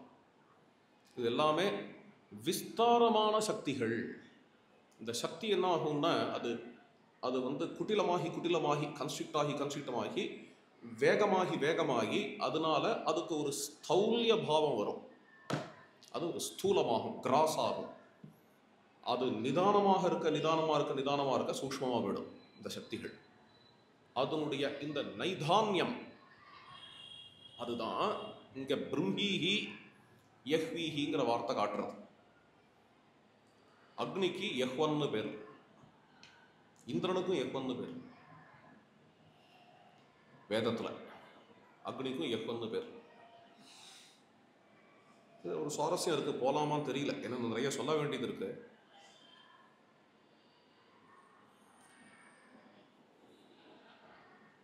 பைபிள்ல தெய்வத்துக்கு என்ன பேர்? ரொம்ப பேருக்கு நமக்குலாம் தெரியாது. அது பைபிளில் உள்ள தெய்வத்துக்கு ஜீசஸ்ன்னு நினச்சிட்டு இருப்போம். ஜீசஸ் வந்து தேவகுமாரன். தேவன் யார்? தேவனுக்கு என்ன பேர்? யஹ்வன்னு பேர். ஆமா ஆமா, யஹ்வன், யஹ்வ. இந்த யஹ்வங்கிறத உங்களுக்கு வந்து யஹ்வ அப்படிங்கிறத வந்து ஏவெல்லாம் வாயில வராது அப்படிங்கிறவா வந்து அதை என்ன பண்ணியிருக்கா அப்படின்னா ஜெகோவா அப்படின்பா. யஹ்வங்கிறத ப்ரொனவுன்ஸ் பண்ண வராதவா வந்து, இதுவே அப்படிதான். ஜீசஸ் கிரைஸ்டே இயேசு, இயேசுங்கிறது ப்ரொனவுன்ஸ் பண்ண வராததுனால ஜீசஸ் அப்படின்னு வெள்ளக்காரன் சொன்னான். இயேசுங்கிறது தான் அவரோட ரியல் பேர். நீங்க அவ பாஷையில, ஹீப்ரூ பாஷையில பார்த்தீங்கன்னா அவருக்கு இயேசு அப்படின்னு பேர். அது மாதிரி யஹ்வ அப்படிங்கிறது அவ தெய்வத்தோட பேர். அந்த தெய்வத்தை நீங்க பார்த்தாலும் இந்த தெய்வம் தரிசனம் கொடுக்குற இடங்கள்லாம் பார்த்தேன்னா அக்னி வடிவில் வந்தான். அந்த அக்னியை பார்த்த மோசஸ்னு ஒருத்தர் ஜீசஸ்க்கும் ஒரு 10-15 தலைமுறை முன்னாடி இருந்தவர். இதுதான் நம்ம தேவன்னு கிட்டக்க வரும்பொழுது அந்த தேவன் அக்னி வடிவில் உள்ள தேவன் சொன்னான். என்ன சொன்னான்னா, செருப்பை கழட்டிட்டு வான்னு சொன்னான். இன்னைக்கு யாரும் சர்ச்சுக்கு செருப்பை கழட்டிட்டு போல, ஆனால் பைபிளில் வருது செருப்பை கழட்டிட்டு வான்னு சொன்னான். அப்படிலாம் வருது. அவனோட பேரையே கூட யெகோவாங்கிற பேரை வேதத்தில் வந்து உங்களுக்கு வந்து இந்திரனுக்கும் அக்னிக்கும் உள்ள பேர் இது. அந்த தேவனுக்கும் யெகோவாங்கிற பேர். கொஞ்சம் இப்படி நினைச்சு பாருங்க. அப்படின்னா இதுவும் அதுவும் ஒண்ணுதானே அப்படி கேட்டுடுவார். இதுவும் அது ஒண்ணுதானே. அதே நம்மளோட யெகோவா நம்மளோட அக்னியே தான் அவளும் வழிபடுறா, அவளும் யெகோவா தானே வச்சுட்டு இருக்கா. சந்தோஷம், அதை பத்தி எனக்கு ஒன்றும் இல்லை. ஆனா பிரச்சனை எங்க வரும் அப்படின்னா, அவ வந்து இந்த ஜெகோவாவை வழிபடுறவாளை தவிர மீதி எல்லாருமே நிரந்தர நரகத்துக்கு தான் போவா அப்படிங்கிற தியரி வரும் பொழுதுதான், இந்த ஜெகோவாவை வழிபடுறவா மட்டும்தான் நித்திய சொர்க்கத்துக்கு போவா அப்படிங்கிற ஒரு தியரி வரும்பொழுதுதான் எனக்கு பிரச்சனையா இருக்கு. நீ என்ன வேணா உனக்கு நம்பிக்கையை வச்சுக்கோ, எதை வேணா பண்ணு, அதை பத்தி வேற. நான் நிரந்தர நரகத்துக்கு போவேன்னு சொல்றதுக்கு உனக்கு என்ன அதிகாரம்? இது ஜெகோவா தாங்கிறது இல்லை, ஜெகோவா தாங்கிறது இல்லை.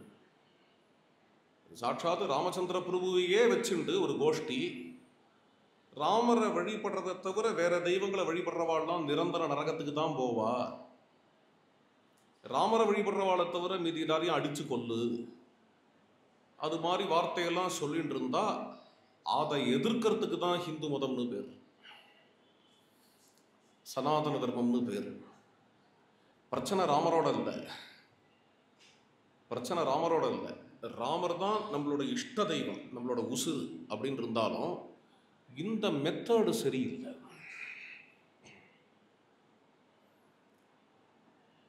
நீ ராமரை தவிர வேற ஏதாவது தெய்வத்தை வழிபட்டா நீ நரகத்துக்கு போவ. நீ ராமரை தவிர வேற ஏதாவது வழிபட்டா அடிச்சு விடுவேன். ராமரை தவிர வேற ஏதாவது தெய்வத்தை வழிபட்டா அவனை அடிச்சு கொன்னுடுவோம் அப்படிங்கிற மாதிரி சமாச்சாரங்கள் வந்து சாட்சாத் ராமருக்காகவே இருந்தாலும், ஜெகோவாலாம் அப்புறம் இருக்கட்டும், ராமருக்காக இருந்தாலே அது சனாதன தர்மமாக ஆகாது. ஏன்னா சனாதன தர்மம்ங்கிறது லோகா சமஸ்தா சுகினோ பவந்துங்கிற பாவத்தை அடிப்படையாக கொண்டு அதை நம்ம புரிஞ்சுக்கணும். எந்த இடத்துல லோகா சமஸ்தா சுகினோ பவந்து இருக்கோ, எங்க சர்வே பவந்து சுகினகா இருக்கோ, அதுதான் சனாதன தர்மமாக இருக்க முடியும். அதனால பிரச்சனை வந்து அங்க வருது, இஷ்யூ வந்து அங்க வருது. இந்த வழிபாடை தவிர வேற ஏதாவது வழிபாடு பண்றவாள்லாம் அழிஞ்சு போயிடுவா, வா நித்திய நிரந்தர நரகத்துக்கு போயிடுவாங்கிறதுல பிரச்சனையே தவிர, இதே யெகோவன் இங்க வேதத்துல வர அதே யெகோவனை தான் அவளும் வழிபடுறான்னா சந்தோஷம் தான், வழிபட்டு போட்டமே சந்தோஷம்தான். இந்த யெகோவனும் அந்த யெகோவனும் ஒண்ணுதான் அப்படின்னாலும் சந்தோஷம்தான். ஆனால் விஷயத்தை இப்படி புரிஞ்சுக்கணும். அந்த யெகோவனுக்கு அவ எது மாதிரி கேரக்டரை காட்டுறா, அது விஷயமா அவ இதை ஃபாலோ பண்றா, அது மூலமா எத்தனை பிரச்சனைகள் உலகம் முழுக்க வந்திருக்கு அப்படிங்கிறத கொஞ்சம் நம்ம ஆராயும் பொழுது அது பிரச்சனையாது. அதுதான் பாயிண்ட். சரி, யஹ்வீஹிங்கிறத சொன்னேன். யஹ்வீஹி ரிதஸ்ய மாதரகாங்கிறது ஒரு நிதானமான விஸ்தாரமான இந்த சக்திகள் இந்த சோமனை பரிசுத்தமாக்குகிறது, சுத்தமாக்குகிறது. மர்மிருஜ்யந்தேங்கிறது சுத்தமாக்குறதுன்னு, சோதயந்தி. இந்த சோமனை சோதனம் பண்ற, சோதனம்ங்கிறது தமிழ் சோதனம் வேற, அதாவது சுத்தமாக்குறது, தூய்மைப்படுத்துகிறது. சோமங்கிறது ரசம். இந்த ரசம் எவ்வளோக்குளோ தூய்மையாறுதுன்னா விஸ்தார பாவனையினால தூய்மையாறுது. மூல சக்திகள்ங்கிறது எங்கேயோ ஏதோ இருக்குன்னு நினைக்க வேண்டாம், நம்மளுக்குள்ளேயே இருக்கிற மூல சக்தி, நம்மளுக்குள்ளேயே உள்ள பொட்டன்ஷியல் இந்த மூல சக்தி. இது வந்து உள்ளுக்குள்ளே இந்த ரசாஸ்வாதனம் பண்ணும் பொழுது அந்த ரசத்தை வந்து இன்னும் விஸ்தாரப்படுத்துறது, அந்த ரசத்தை வந்து விஸ்தார சக்திகள் வந்து சுத்தமாக்குறது. அந்த ரசத்துக்கான விசேஷனம், அடுத்த விசேஷனம் திவஹா சிசும். மர்மிருஜ்யந்தே திவசிசும். இந்த ரசம் இருக்கே, இது ஆகாசத்தினுடைய சிசு. ஆகாசம் எது அப்படின்னா சிதாகாசம். எந்த ஆகாசத்திலேருந்து மந்திரங்கள் உதித்தனவோ, எந்த ஒரு ஆகாசத்தினுடைய அனுபவம் இல்லாம மந்திரங்கள் தெரிஞ்சிருந்தும் பிரயோஜனம் இல்லைன்னு வேதம் சொல்றதோ, எஸ்தன்ன வேத கிம்ருச்சா அப்படின்னு, அப்பேற்பட்ட அந்த சிதாகாசம், அந்த சிதாகாசம் தான் ரசத்தினுடைய உற்பத்தி ஸ்தானம். அந்த ரசமானது ஏதோ ஒரு லோக்கலான வஸ்துலேருந்து வரதாக அறியப்படுகிறது, ஆனால் சிதாகாசத்திலே வரக்கூடியது. அந்த ரசம் உள்ள ஆஸ்வாதனம் பண்ண உள்ள இருக்கக்கூடிய இந்த விஸ்தார சக்திகள் கொஞ்சம் கொஞ்சமா அந்த ரசத்தை சுத்தம் பண்ணி அதனுடைய ஸ்வரூபமாகிய சிதாகாசத்துக்கே கொண்டு போறது அப்படிங்கிறதுக்கான மந்திரம் இது. ரொம்ப அழகான மந்திரம் அது.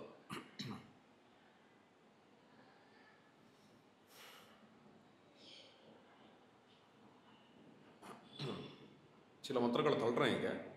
இன்னொரு மந்திரம், அதஸ்துவா ரயிம் அபி ராஜானம் சுக்ரதோ திவஹா சுபர்ணஹா அவ்யதிர் பரத் என்கின்ற மந்திரம். 48வது சூக்தம், 3வது இருக்கு. வேதத்தில் இன்னொரு முக்கியமான தேவதை சுபர்ணம், கருடன், கருத்மான் என்றெல்லாம் பேர் அவருக்கு. இது பொதுவாக இன்னைக்கு பிரசித்தமாக புராணங்களில் கருடன்கிறது வேதம் அப்படின்னே சொல்லிடுவோம். கருடன்கிறது புராணத்தில் அப்படி தான் இருக்குது. சந்தோமயேன கருடேன, கருடன்கிறது வேதம் அப்படின்னு. சத்தியம் அது. சம்ஹிதையில் கருடன்னா என்ன அப்படிங்கிறது கொஞ்சம் குடஞ்சு போனோம்னா பார்த்தோம்னா ரொம்ப ஆச்சரியமான விஷயங்கள்லாம் வெளிப்படும். யஜ்யத்திலையும் கருட சயனம் இருக்கு. கருட சயனம் இருக்கு. பாண்டுரங்களுக்கு விட்டலன்னு பேர். விட்டலங்கிற பேர் ஏன் வந்தது? ஒரு மராட்டி பேருங்கிறார். விட்டலங்கிறது மராட்டி பேர் அப்படிங்கிறார். இது சம்ஸ்கிருத பேரா தெரியல, பார்க்கறதுக்கு சம்ஸ்கிருத பேர் மாதிரி இருக்கு. இந்த விட்டலங்கிற பேர் பாண்டுரங்களுக்கு எப்படி வந்தது அப்படின்னா, விட்டேவரி உபா அப்படிங்கிறது வீட்டை அப்படின்னா செங்கல், அது மேல நிற்கிறவன் அப்படிங்கிறதுனால விட்டலம் அப்படிங்கிற பேர் தான் சொல்றான் மகாராஷ்டிராக்காரெல்லாம். செங்கல் மேல நிற்கிறான் பாண்டுரங்க, அதனால விட்டலம் அப்படின்னு. அதுக்கு இன்னொரு அர்த்தம்னா வேற ஒரு அர்த்தமும் இருக்குது. வீண் தான் கருடன் அர்த்தம். கருடன் மேல நிற்கிறதுனால விட்டலன்னு பேரு அப்படின்னு ஒரு அர்த்தம். இந்த விட்டலனுக்கு ஒரு ஷார்ட் ஃபார்ம் மாதிரி ஒரு பேரை சொல்லுவார். நாம்தேவ், துக்காராம் எல்லாருமே சொல்லுவார் விட்டு அப்படின்பா. அது விட்டல சப்தத்திலே வந்த மாதிரி தெரியறதே தவிர விட்டுக்கு அர்த்தம் வேற. அது விஷ்ணுங்கிறதோட பிராகிருதம். விஷ்ணுங்கிறதுடைய பிராகிருதம் விட்டு. விட்டு விட்டோபா விட்டலன். விட்டலன் அப்படிங்கிறது செங்கல் மேல இருக்கிறதுனால, அது மட்டும் இல்லை கருடன் மேல இருக்கிறதுனால. அதுல இன்னொரு சுவாரஸ்யம் என்னன்னா, இந்த முறை பட்டரிபுரம் போன பொழுது கொஞ்சம் நீங்க கவனிச்சு பார்த்தேன்னா, நேர பாண்டுரங்கிட்ட போய் தரிசனம் பண்ணா இது புரியாது. திருப்பதியில் வைகுண்டா காம்ப்ளெக்ஸ் கட்டியிருக்கிற மாதிரி அங்கே ஒரு பில்டிங் கட்டியிருக்கா. அந்த பில்டிங் வழியாக க்யூவில் நின்று பாண்டுரங்கட தரிசனம் பண்ண போனேன்னா அந்த பில்டிங்லேருந்து கோவிலோட மாடி தெரியும். இந்த கோவிலோட மாடியை பார்த்தா கருடன் மாதிரி இருக்கும். கருடனுக்கு நடுவில் பாண்டுரங்க நிற்கிறாங்கிற மாதிரி இருக்கும். கருட வாகனத்தில் பாண்டுரங்க நிற்கிற மாதிரியான ஒரு அப்பியரன்ஸை கொடுக்கும். கோவிலே கருடன் மாதிரி இருக்கும். இதுவும் ஒரு சூக்ஷ்மம் இருக்குது அதில். அந்த கல்லுக்கும் கருட சயனத்துக்கும் ஏதாவது சம்பந்தம் உண்டோன்னு தோன்றது பாண்டுரங்கன் நிற்கிற கல். ஆக கல்லு மேல இருக்கிறான், கருடன் மேல நிற்கிறான். இந்த கல்லும் கருடனும் ஒன்று தான், அது மேல பாண்டுரங்கன் நிற்கிறான் அப்படிங்கிற பாவம் தோன்றுகிறது. ஆதிசேஷனே கல்லா வந்தார், அது மேல பெருமாள் நிற்கிறார்னு திருப்பதியில சொல்ற வழக்கம். அது மாதிரி கருடனே கல்லா வந்து அது மேல நிற்கிறவன் கருட வாகன கருடகமன ஹரி பங்கஜநாபா விட்டலா ஏரே அப்படின்னு தான் பாடுறா அபங்கத்தில். அந்த கருடன், எந்த கருடன் மேல மகாவிஷ்ணு நிற்கிறாரோ அல்லது உட்கார்ந்து இருக்காரோ அந்த கருடன் என்ன அப்படிங்கிறது ரொம்ப ஆழமான விஷயம். அதை பத்தி நம்ம சொல்லணும்னா ருக்வேதத்திலேருந்தே வாமதேவ சூக்தம் அதஸ்யேனஹா ஜவசா நிரதீயம் இதி அப்படிங்கிற வார்த்தை.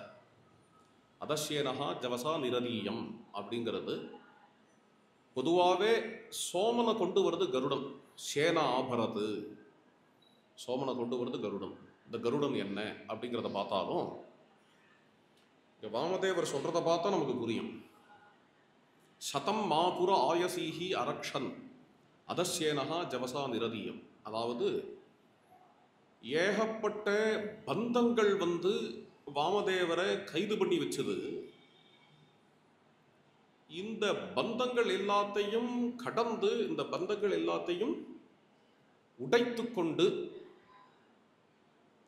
ஒரு கருடனாக நான் மேலே ஆகாசத்தை நோக்கி பறந்தேன் அப்படின்னு வாமதேவர் சொல்றாரே. இதெல்லாம் என்னத்தை காட்டுறது? இது மாதிரி இன்னும் பல விஷயங்களை பல இடங்களில் பார்க்கும் பொழுது கருடன் அப்படிங்கிறது, கருடன் மட்டும் இல்லை, எங்கேயாவது சேனகான்னு வந்தாலும் சரி, கருத்மான்னு வந்தாலும் சரி, அது எதை காட்டுறதுன்னா விடுதலையினுடைய பிரதீகம். விடுதலைக்கு சம்ஸ்கிருதத்தில் என்ன பேரு? மோக்ஷம். விடுதலைன்னா 1947 சொல்லலை இங்க, அது ஏகதேச விடுதலை. சனி ஞாயிறு ஸ்கூல்ல விடுமுறை விடுதலை, அதையும் விடுதலைன்னு சொல்லலாம். இது மாதிரி விடுதலைகளெல்லாம் கடந்து பரமார்த்தமான விடுதலை, அதுக்கு மோட்சம்னு பேரு. அந்த மோட்சத்துக்கும் கருத்மான்கிறவர் பிரதீகம். மோட்சத்துக்கு மட்டும் பிரதீகம் இல்லை, அவர் இன்னொரு விஷயத்துக்கு பிரதீகம்.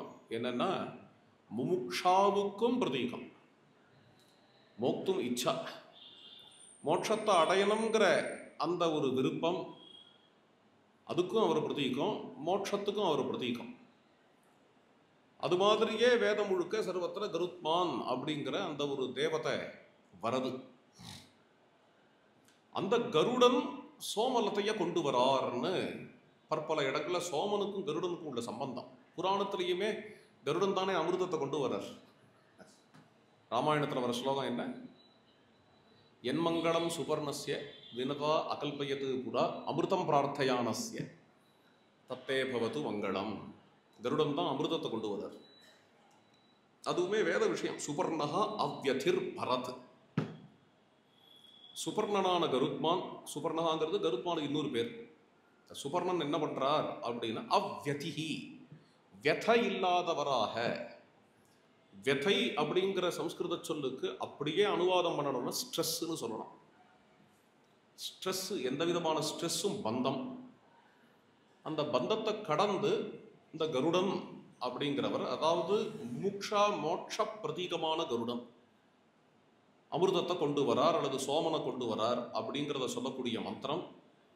இது கருடனுக்கும் சோமனுக்கும் உள்ள சம்பந்தம், அல்லது மோட்சத்துக்கும் ரசத்துக்கும் உள்ள சம்பந்தம், மோட்சத்துக்கும் அத்தியாத்ம ரசத்துக்கும் உள்ள சம்பந்தத்தை காட்டக்கூடிய மந்திரமாக அமைகிறது.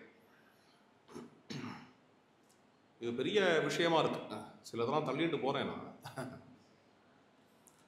இன்னொரு ஒரு முக்கியமாக இது சரி, இது ஒன்று சொல்லணும்னு வச்சேன். இந்த சிதாகாசத்தை பற்றி சொல்லும் பொழுது வேதம் சிதாகாசத்திலேருந்து வந்த சோமன் அப்படின்னு சொல்லும் பொழுது ஒரு இடத்துல, இந்த நிறைய இடத்துல வரும் ஆகாசத்திலேருந்து சோமன், ஆகாசத்திலேருந்து சோமன்கிறது. ஒரு இடத்துல எப்படி வருது அப்படின்னா, அந்த சிதாகாசத்தை பற்றி சொல்லும் பொழுது வெளிப்படையான வார்த்தை இது, ஆத்மன்வன் நபகா துஹ்யதே அப்படின்னு. இது ஆத்மவத்தான நபஸ், ஆத்மவத்தான ஆகாசம் அப்படின்னு இந்த சிதாகாசத்தை குறிப்பிடுற இடத்த தெரிவிக்கணும்னு நினைச்சேன். இது 74வது சூக்தம் 4வது இருக்கு. இன்னொரு விஷயமும் குறிப்பிட்டுக்கிறேன். பிரதேதாரா அசஸ்சதா, இது பிரசித்தம். அது 94வது சூக்தம் 4வது இருக்கு.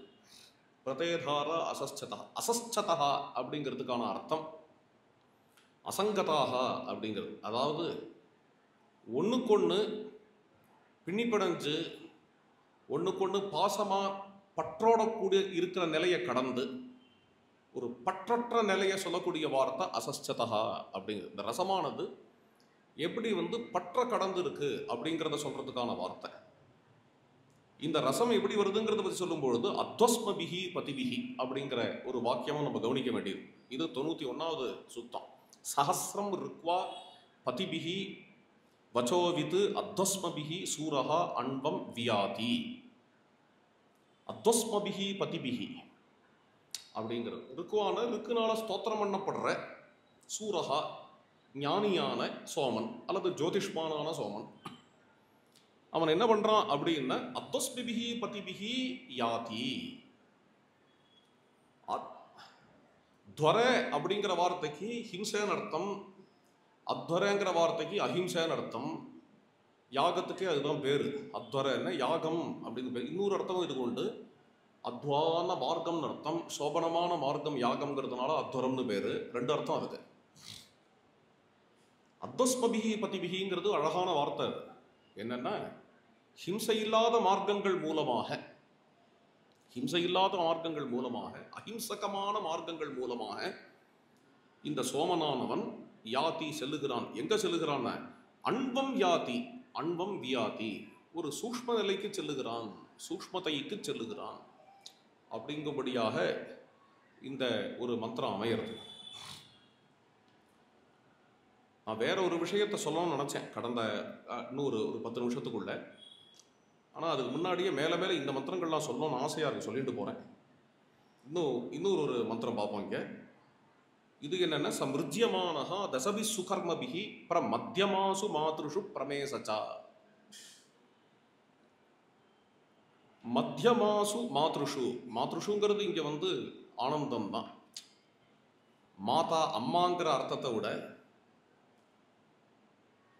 பஞ்சமஸ்கந்தத்தில் வரும் பாகவத்தில் எத்திர பிதரஹா மாத்ரியந்தே.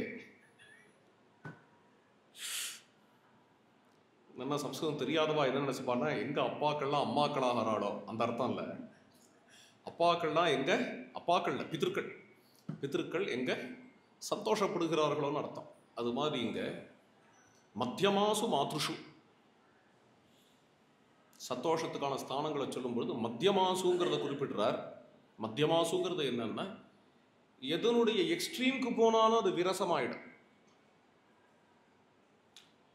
அப்படி இல்லாதபடி மத்தியமமான மார்க்கத்தில் வர்றது இருக்கு. எதுலையுமே ஒரு சந்தோஷம்னா ஒரேதிரியா சந்தோஷமே இல்லாம சந்தோஷத்தினுடைய உச்சிக்கும் போகாம துக்கத்திலையும் சொல்றாரு கீதையில, யுக்த ஆகார விஹாரேஷு யுக்த சொப்னாவபோதேஷு யோகோ பவதி துக்கஹா அப்படிங்கிற மத்தியமமான மார்க்கத்துல சோமன் வருகிறான் அப்படிங்கிறது ரொம்ப அழகான ஒரு பார்வை. நேற்றுக்கு சொன்னேனே அது வருது. கோவிந்துகு திரப்ச ஆயுதானி விப்ரது.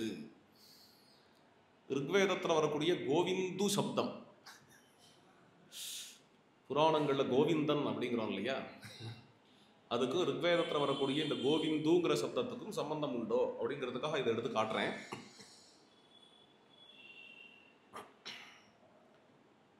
அதுக்கப்புறம் சோமனுடைய பல குணாதிசயங்கள்ல அசஸ்சதகாங்கிற அசங்கதமா இருக்கிறது, அதாவது பற்றற்ற நிலைங்கிறது ஒன்று சொன்னேன்.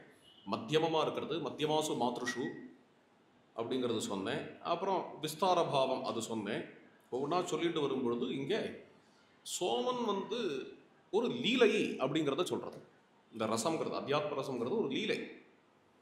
அந்த இடத்துல தான் உங்களுக்கு விருதா கிரீளந்தகா இந்தவகா சதஸ்தம் அப்யேகமிது அப்படி 21வது சூக்தம் 3வது இருக்கு. சிந்தோரூர்மா வியக்ஷரம். இங்க வரக்கூடிய வார்த்தை விருதா கிரீளந்தகா. சோமன் விளையாடக்கூடியவன், சோம ரசங்கள் விளையாடுகின்றன. கிரீளந்தகா விருதா, விருதாங்கிற சம்ஸ்கிருத சொல்லுக்கு அர்த்தம் வேற, வேதத்துல விருதான்னு அர்த்தம் வேற. பிற்காலத்து சம்ஸ்கிருதத்தில் விருதாங்கிறது நெகட்டிவான வார்த்தை. விருதான வேஸ்ட்னு அர்த்தம். வேதத்தில் விருதான்னா என்ன அர்த்தம்னா அனாயாசம்னு அர்த்தம். வேதத்தில் எங்க விருதா வந்தாலும் அனாயாசம் தான் அர்த்தம். அது புரிஞ்சுக்கணும். நம்ம அனாயாசம்னு அர்த்தம். இப்போ ஒரு மாட்டு வண்டி போகிறது கிராமத்தில் பார்த்தீங்கன்னா தெரியுங்க. அந்த மாட்டு வண்டி பின்னாடியே இந்த கிராமத்து குழந்தைகள் 4-5 பின்னாடியே போகும். இந்த தெருக்கோடி வரைக்கும் பின்னாடியே ஓடி போயிட்டு திரும்பி வரும். இதுக்கு விருதான்னு பேர் வேதத்துல. இதுக்கு என்ன அர்த்தம்? எதுக்கு இப்படி போயிட்டு இவ்வளோ தூரம் போயிட்டு லொங்குன்னு ஏன் திரும்பி ஓடி வருது அப்படின்னு அதுகளுக்கே தெரியாது. ஏன்பா இப்படி பண்ணானே? ஆனந்தமா இருக்கு. இதனால உனக்கு என்ன பிரச்சனை, நான் ஓடி போயிட்டு வரேன். இதுக்கு தான் விருதா அப்படின்னோ லீலான்னோ கிரீடான்னோ ரொம்ப போட்டு மண்டையை உடைச்சிக்காம ரொம்ப சுலபமா பிரம்மசூத்திரக்காரர் ஈஸ்வர சிருஷ்டி அப்படிங்கிறத லோகவத்து லீலா கைவல்யம்னு முடிச்சுட்டார்.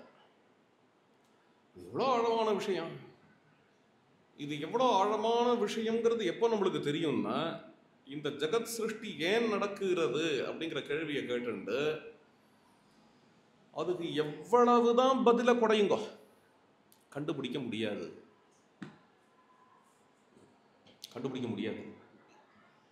எவ்வளோக்கெவ்வளோ இயற்கையை குறையிறோமோ அவ்வளோக்கெவ்வளோ சிருஷ்டிக்கு காரணம் என்னங்கிறது கண்டுபிடிக்க முடியாமையே இருக்கும். அதையும் கடந்து பிரகிருதி நிற்கும், அதையும் கடந்து பிரகிருதி நிற்கும். பிரகிருதி அதை கடந்து நிற்கும்னா இது கொஞ்ச தூரம் தான் பிரகிருதியை முழுசா தெரிஞ்சுன்னு விடலாம் அப்படிங்கிற லெவல்ல நிற்காது. எந்த லெவல்ல நிற்கும்னா, வேதத்திலேயே வர விஷயம், சததமி சா தனுர்மே பபூவ அப்படிங்கிறது. எவ்வளவு தூரம் நீங்க நேச்சரை ஆராய்ச்சி பண்ணாலும் 100ல் 1% தான் கண்டுபிடிச்சோன்னு தான் நிற்கும்னு வேதமே சொல்றது. இது ஈஸ்வரனை பத்தி சொல்லும் பொழுது அது பிரசித்தமான மந்திரம், திரிபாதஸ்ய அமிர்தம் திவி. ஒரு பாதம் தான் இங்க இருக்கு, கண்டுபிடிக்கப்படாதது திரிபாத் விபூதி, அது இதை கடந்து இருக்குன்னு ஈஸ்வரனை பத்தி விஷயம். சரி, பிரகிருதிக்கே நீ கண்டுபிடிச்சது ஒரு பாகம் தான்ப்பா, இதுக்கு மேல 99 பாகம் அதை கடந்து இருக்கு அப்படிங்கிறது தான் சததமீசா தனுர்மே பபூவ என்கிறது. அதனால கண்டுபிடிக்காத வஸ்து எப்போதுமே 99% இருந்துட்டே இருக்கும். அப்படிங்கும் பொழுது மொத்த பிரகிருதியும் கண்டுபிடிச்சவனுக்கு தான் பிரகிருதி ஏன் வந்தது, சிருஷ்டி ஏன் வருதுங்கிறதுக்கு பதில் தெரிய முடியும். அந்த லெவலுக்கு யாருமே இன்னி வரைக்கும் போனது இல்லை. இப்போ கடைசியா எல்லாருமே திணறி வரவேண்டிய முடிவு எதுவா இருக்கு அப்படின்னா லீலை. லோகவத்து லீலா கைவல்யம். விஞ்ஞானிகள்ல இந்த ஹைசன்பர்க்னு ஒருத்தர், அவருடைய கண்டுபிடிப்புகளை பார்த்து விட்டு முதல்ல ஐன்ஸ்டீன் ஒத்துக்கலை. அவர் சொன்ன வார்த்தை என்னன்னா, God doesn't play dice அப்படின்னார். கடவுள் பகட விளையாட மாட்டார் அப்படின்னார். அப்புறம் ரொம்ப காலம் கழிச்சு இந்த விஞ்ஞானிக்கு இந்த தியரி புரிய வந்தது, அன்சர்டனிட்டி தியரின்னு நினைக்கிறேன். புரிய வந்ததுக்கு அப்புறம் அவர் சொன்ன வார்த்தை, God does play dice. கடவுள் பகட விளையாடுவார்.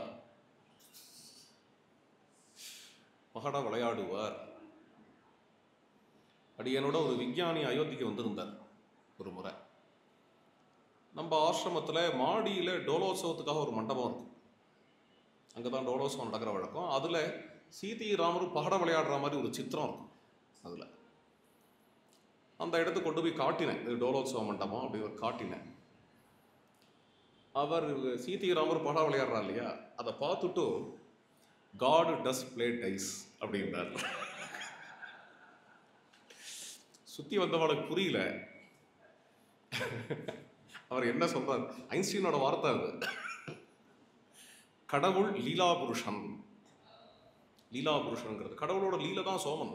வேதத்துல பவமான சோமன்.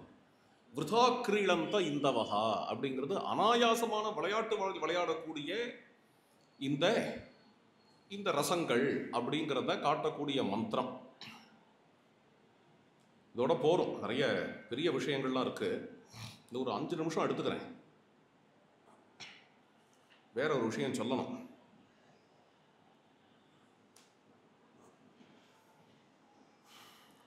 தைத்திரிய உபனிஷத்து, அதுல பஞ்ச கோஷங்கள்லாம் வருது. பஞ்ச கோஷங்கள் தைத்திரிய உபனிஷத்துல வரல. எப்படி சொல்றேன் அப்படின்னா, கோஷ சப்தமே கிடையாது தைத்திரிய உபனிஷத்துல. தைத்திரிய உபனிஷத்துல ஆத்மான்னு தான் வரும். அன்னமய ஆத்மா, பிராணமய ஆத்மா, மனோமய ஆத்மா அப்படின்னு தான் வரும். இந்த பஞ்சகோஷம்னு வேதாந்திகள் பொதுவாக சொல்லிட்டு இருக்கா, அது உபனிஷத்தில் அதுக்கு வாக்கியம் இல்லை. கோஷ அப்படிங்கிறதுக்கு வாக்கியம் இல்லை. அதனால சில சித்தாந்திகள், வேதாந்தத்துக்குள்ளேயே சில சித்தாந்திகள் அத்வைதத்தில் பெரிய தப்பு நடந்து கொடுத்து, அது என்னென்ன பஞ்சகோஷம்னே கிரகிச்சிருக்கக்கூடாது, பஞ்சகோஷம் பஞ்சகோஷம் பஞ்சகோஷம்னு இவெல்லாம் சொல்கிறா. இது அத்வைதத்தில் இது மாதிரி தப்பா இதை கிரகிக்கிறான்னு சொல்றா. இது பஞ்சகோஷமே இல்லை அப்படிங்கிறா. ஆனா தைத்திரிய உபனிஷத்துல அது வராத இருக்கலாம். இந்த என்ன அன்ன பிராண மனசு விஞ்ஞான இத்தியாதிகள்லாம் தைத்திரிய உபனிஷத்துல வருதோ, அதே விஷயங்கள் அவமான சோமன்ல வருது. கடைசியில் வரக்கூடிய 3 சூக்தங்கள், அதுதான் கர்ண மந்திரம் சென்னிடம், அதில் வரக்கூடிய விஷயங்கள் அதில் வருது. அந்த பிரகரணத்தில் கோஷ சப்தம் உபயோகப்படுகிறது. உபயோகப்படுறது முக்கியமான விஷயம். அதை எடுத்து காட்டணும். வேற சித்தாந்திகள் கோஷங்கிற சப்தம் உபயோகப்படுத்துறது தப்புன்னு சொல்லும் பொழுது, இது சம்ஹிதா விஷயம்பா, கோஷ சப்தம்ங்கிறது சம்ஹிதா விஷயம், தைத்திரிய உபனிஷத்தில் வராத போனாலும் இது பின்னாடி வேதாந்த பரிபாட்டியாக வந்தது சரிதான். ஏன்னா கோஷ சப்தம் சம்ஹிதாவில் வருது அப்படிங்கிறத எடுத்து காட்டணும். அப்போது சம்ஹிதா வேதாந்தத்தை உபனிஷத்தை எப்படி சப்போர்ட் பண்ணுங்கிறத காட்டுறதுக்கு இது ஒரு உதாரணம். படின்னு சொல்கிறது ஒரு உதாரணம். அதில் நேத்திக்கு சொல்லிட்டு வந்தோமே, பிஷக்கு ருதம், வைத்தியனுக்கு ஆரோக்கியம் சிகிச்சை பண்ணுறது அதுலேருந்து ரச நிஷ்பத்தி பண்ணுறான், பிரியன் பிரியையின் இடத்துலேருந்து ரச நிஷ்பத்தி பண்ணுறான், அந்த தவக்கலை ஜலத்துலேருந்து ரச நிஷ்பத்தி பண்ணுறது, வாரின் மண்டூக்க இச்சதி இத்தியாதிகள் எல்லாம் அன்னமய கோஷ விஷயம். அதுலேருந்து நீங்கள் பார்த்தேன் அந்த கடைசி 3 சுத்தம் கொஞ்சம் கொஞ்சமாக, அப்புறம் பிராணமய கோஷத்துக்கான விஷயங்கள் வரும், அப்புறம் மனோமய கோஷத்துக்கான விஷயம் வரும். தைத்திரிய உபனிஷத்தையும் இந்த 3 சூக்தங்களையும் சம்பந்தப்படுத்தி காட்டுறேன். இது ஒன்று என்னுடைய திரிவு இல்லை. நீங்கள் இப்போ நேரம் இல்லை எனக்கு சொல்கிறதுக்கு, போக போக அது புரியும். அதில் ஆனந்தமய கோஷத்துக்கான மந்திரத்தை சொல்கிறேன். அந்த மந்திரத்தை நீங்கள் பார்த்தாலே ஓஹோ தெளிவாயிடும். இந்த தைத்திரிய உபனிஷத் விஷயம்தான் இங்கேயும் இருக்குங்கிறது. எத்திர ஆனந்தாச்ச மோதாச்ச முதா பிரமுத ஆசதே காமஸ்ய எத்ராத்தாக காமாக தத்ர மாம் அமிர்தம் கிருதி இந்திராய இந்தோ பரிஸ்ரவ அப்படிங்கிறது ஆனந்தமய கோஷத்துக்கான மந்திரம். யஜுர்வேதத்தில் எப்படி இருக்குது? தஸ்ய பிரியமே வசிரஹ தஸ்ய பிரியமே வசிரஹ மோதோ தட்சிண பக்ஷா பிரமோத உத்தர பக்ஷா அப்படின்னு இருக்கு இல்லையா? ஆனந்த ஆத்மா சப்தம் உள்பட ஒன்று. இங்கே தைத்திரிய உபனிஷத்தில் மோதம் பிரமோதம் ஆனந்தம்னு வருது. பவமான சோமன் 9வது மண்டலத்தில் மோதாச்ச எத்திர ஆனந்தாச்ச மோதாச்ச முதா பிரமுத ஆசதே அப்படின்னு வருது. இது ஆனந்தமய கோஷத்துக்கான இருக்கு, அதுக்காக சொல்கிறேன். ஆனந்தமய கோஷத்தை ஆச்சாரியால் பார்க்குற விதம் என்ன? ஆதிசங்கர பகவத்பாதாள் ரொம்ப சுவாரஸ்யமான விஷயம்.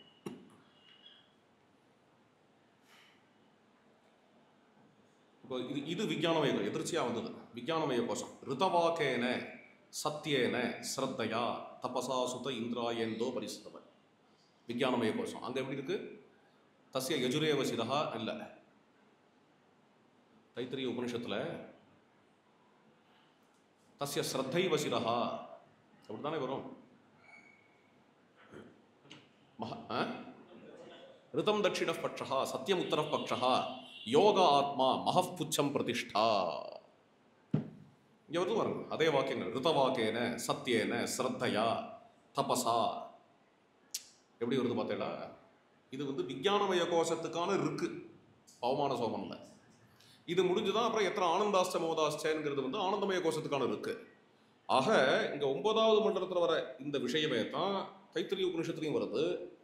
என்ன வித்தியாசம் இருக்கும் அப்படின்னா, ஒரு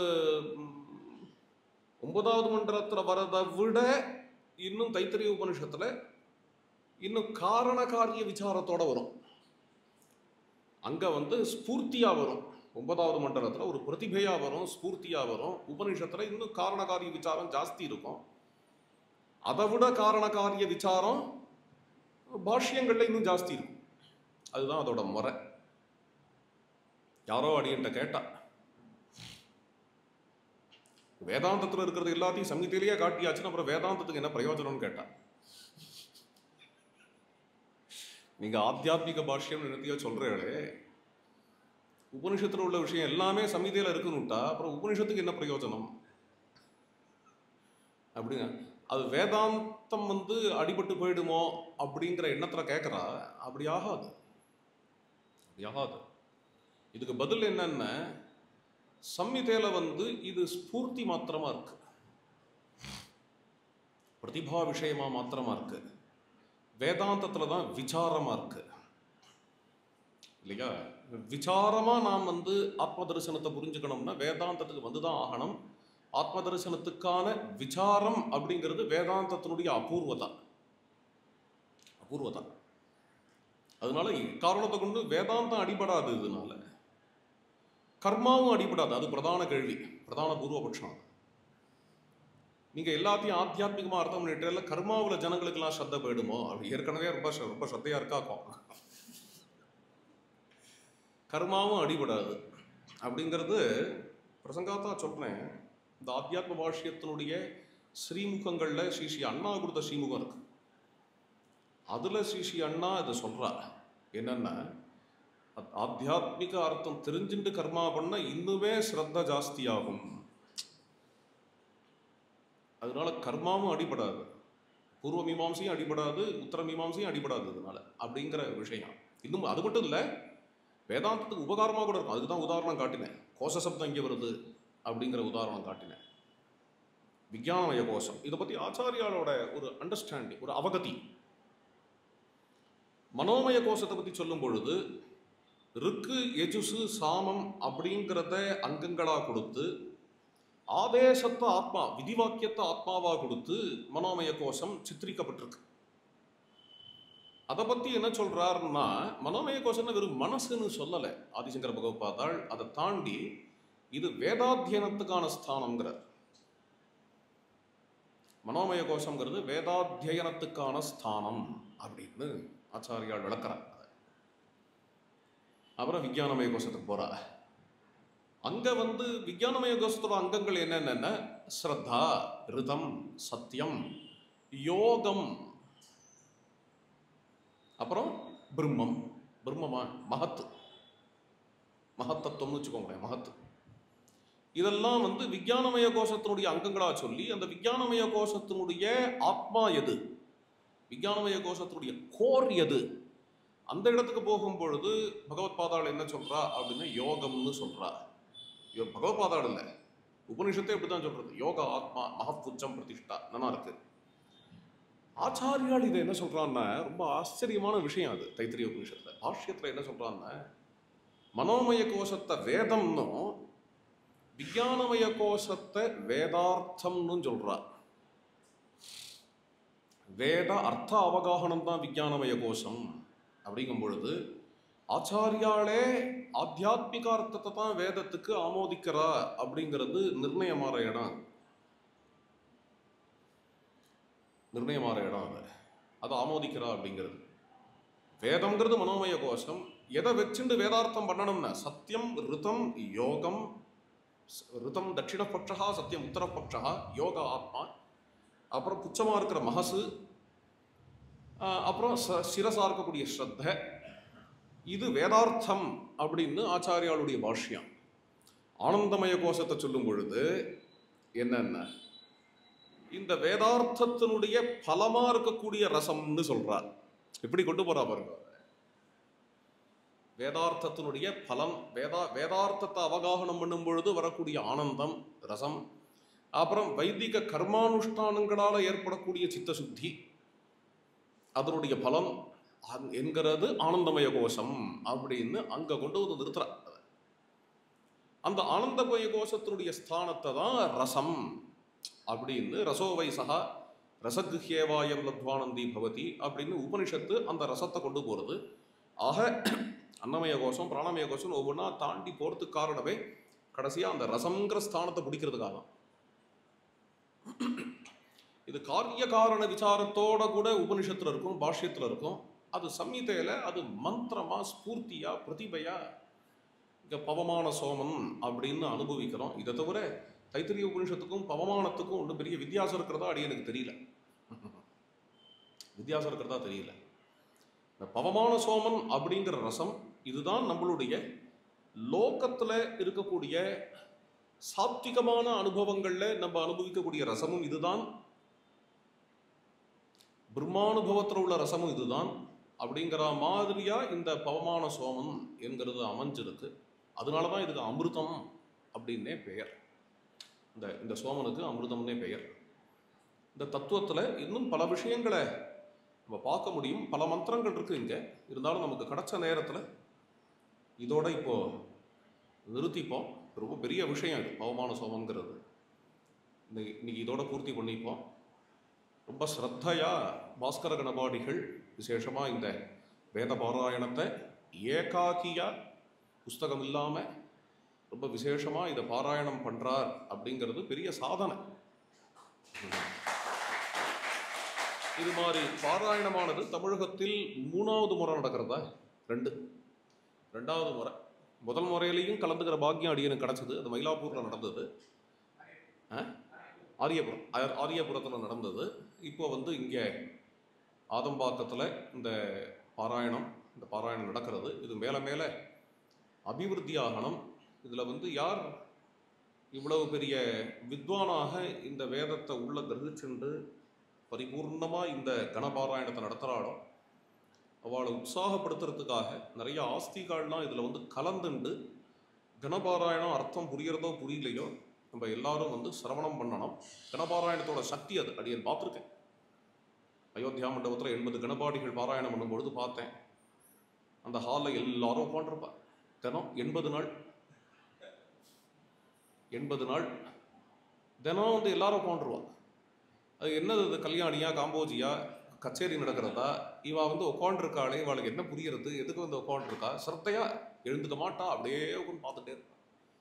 ஏன்னா அந்த கணபாராயணம் அப்படி ஆகர்ஷிக்கும். அதில் ராகம் இருக்கோ இல்லையோ, அதில் கதை இருக்கோ இல்லையோ, அதில் பாட்டு இருக்கோ இல்லையோ, கணபாராயணம் அதில் உள்ள ஸ்வரம் அது நம்மளை பிரசாந்தப்படுத்தி அது எப்படி ஆகர்ஷிக்கிறது அப்படிங்கிறது நமக்கு பிரத்யக்ஷ அனுபவம். அதனாலேயே நமக்கு கணபாராயணத்தில் எல்லாரும் கலந்துண்டு இந்த ஒரு மகத்தான புண்ணிய காரியத்தில் நம்ம எல்லாரும் பாகம் பெறுவோம் அப்படின்னு ஆஸ்திக மகாஜனங்களை பிரார்த்தனை பண்ணிக்கிறேன். லோகா சமஸ்தா சுகினோ பவந்து.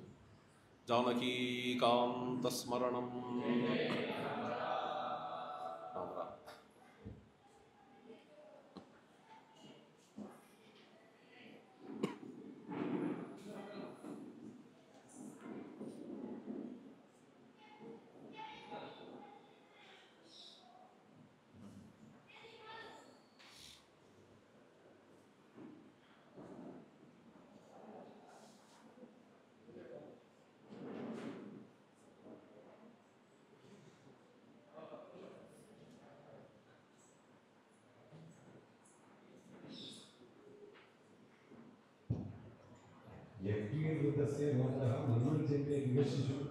இது மாதிரி ஒரு 10-15 பதத்துக்கே இவ்வளவு டெப்தா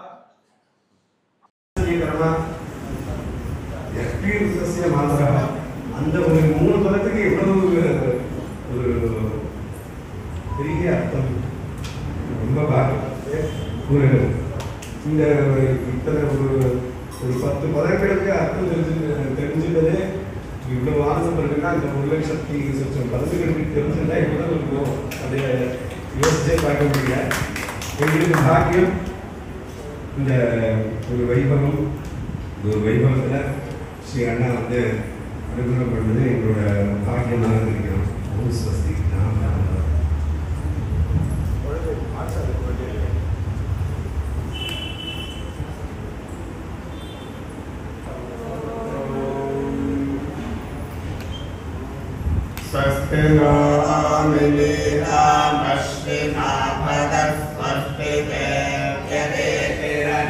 गणाः स्वस्ति पूषा असुरो दधातु स्वस्ति द्यावा पृथिवी सुचेतु नः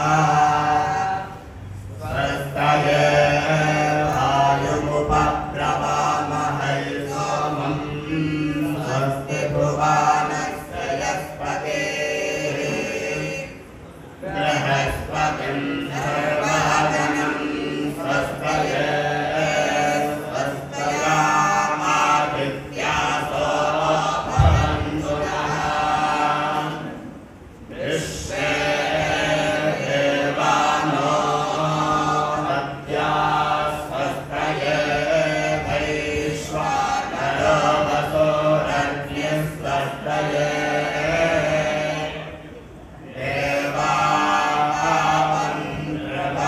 स्वस्तये स्वस्ति नो रुद्रः पात्रं मासः स्वस्ति मित्रावरुणा स्वस्ति पत्ये रेवती स्वस्ति नरिन्द्रश्चाग्निश्च स्वस्ति नो अदिते कृते स्वस्ति पन्थामगोचरेण सूर्यचन्द्रमसा विवा पुनर्दत्ता ज्ञाता जानता संग्रामे महे स्वस्त्ययानन्ताक्षमरिष्टनेमिं महद्धोतं वायसं देवकानाम् असुरग्नमिन्द्रासकं समत्सो ग्रहद्यशो नावामि वारोहेमा अम्भोमुचामाङ्गिरासङ्गरञ्च स्वस्त्याः प्रेयं मनसा चताक्ष्यम् प्रयातपालशरणं प्रपद्ये स्वस्ति संवादेष्वभायन्नो अस्तु ॐ शन्नो वातः पवतां मातरिश्वासन्नस्तपतु सूर्यः आदिश्यं भवन्तु नश्यकं रात्रिः प्रतिधीयताम् समुषानोऽप्युच्यतु शमादित्यमुदे गुणः शिला नश्यन्तमा भवसृढीका सरस्वती देव्यो वसन्तृषे इया एवास्तशिला सुमत्वा सुमन्तो भूयास्मनावास्तोऽस्ति स्मर्यवास्तु स भूयाद्योऽस्मान् द्वेषयञ्च भयञ्च स्मः प्रतिष्ठादिप्रतिष्ठावन्तो भूयास्मः प्रतिष्ठाय आस्य स्मर्य प्रतिष्ठः स भूयाद्योऽस्मान् द्वेषयञ्च भयञ्च स्मः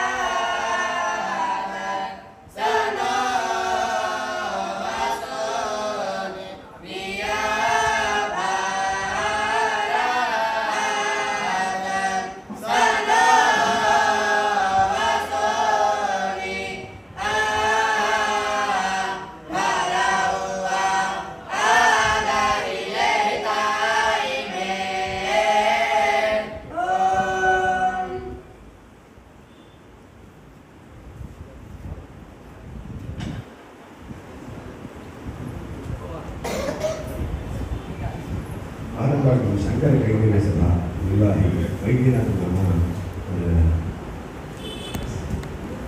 ಸರ್ಕಾರಿ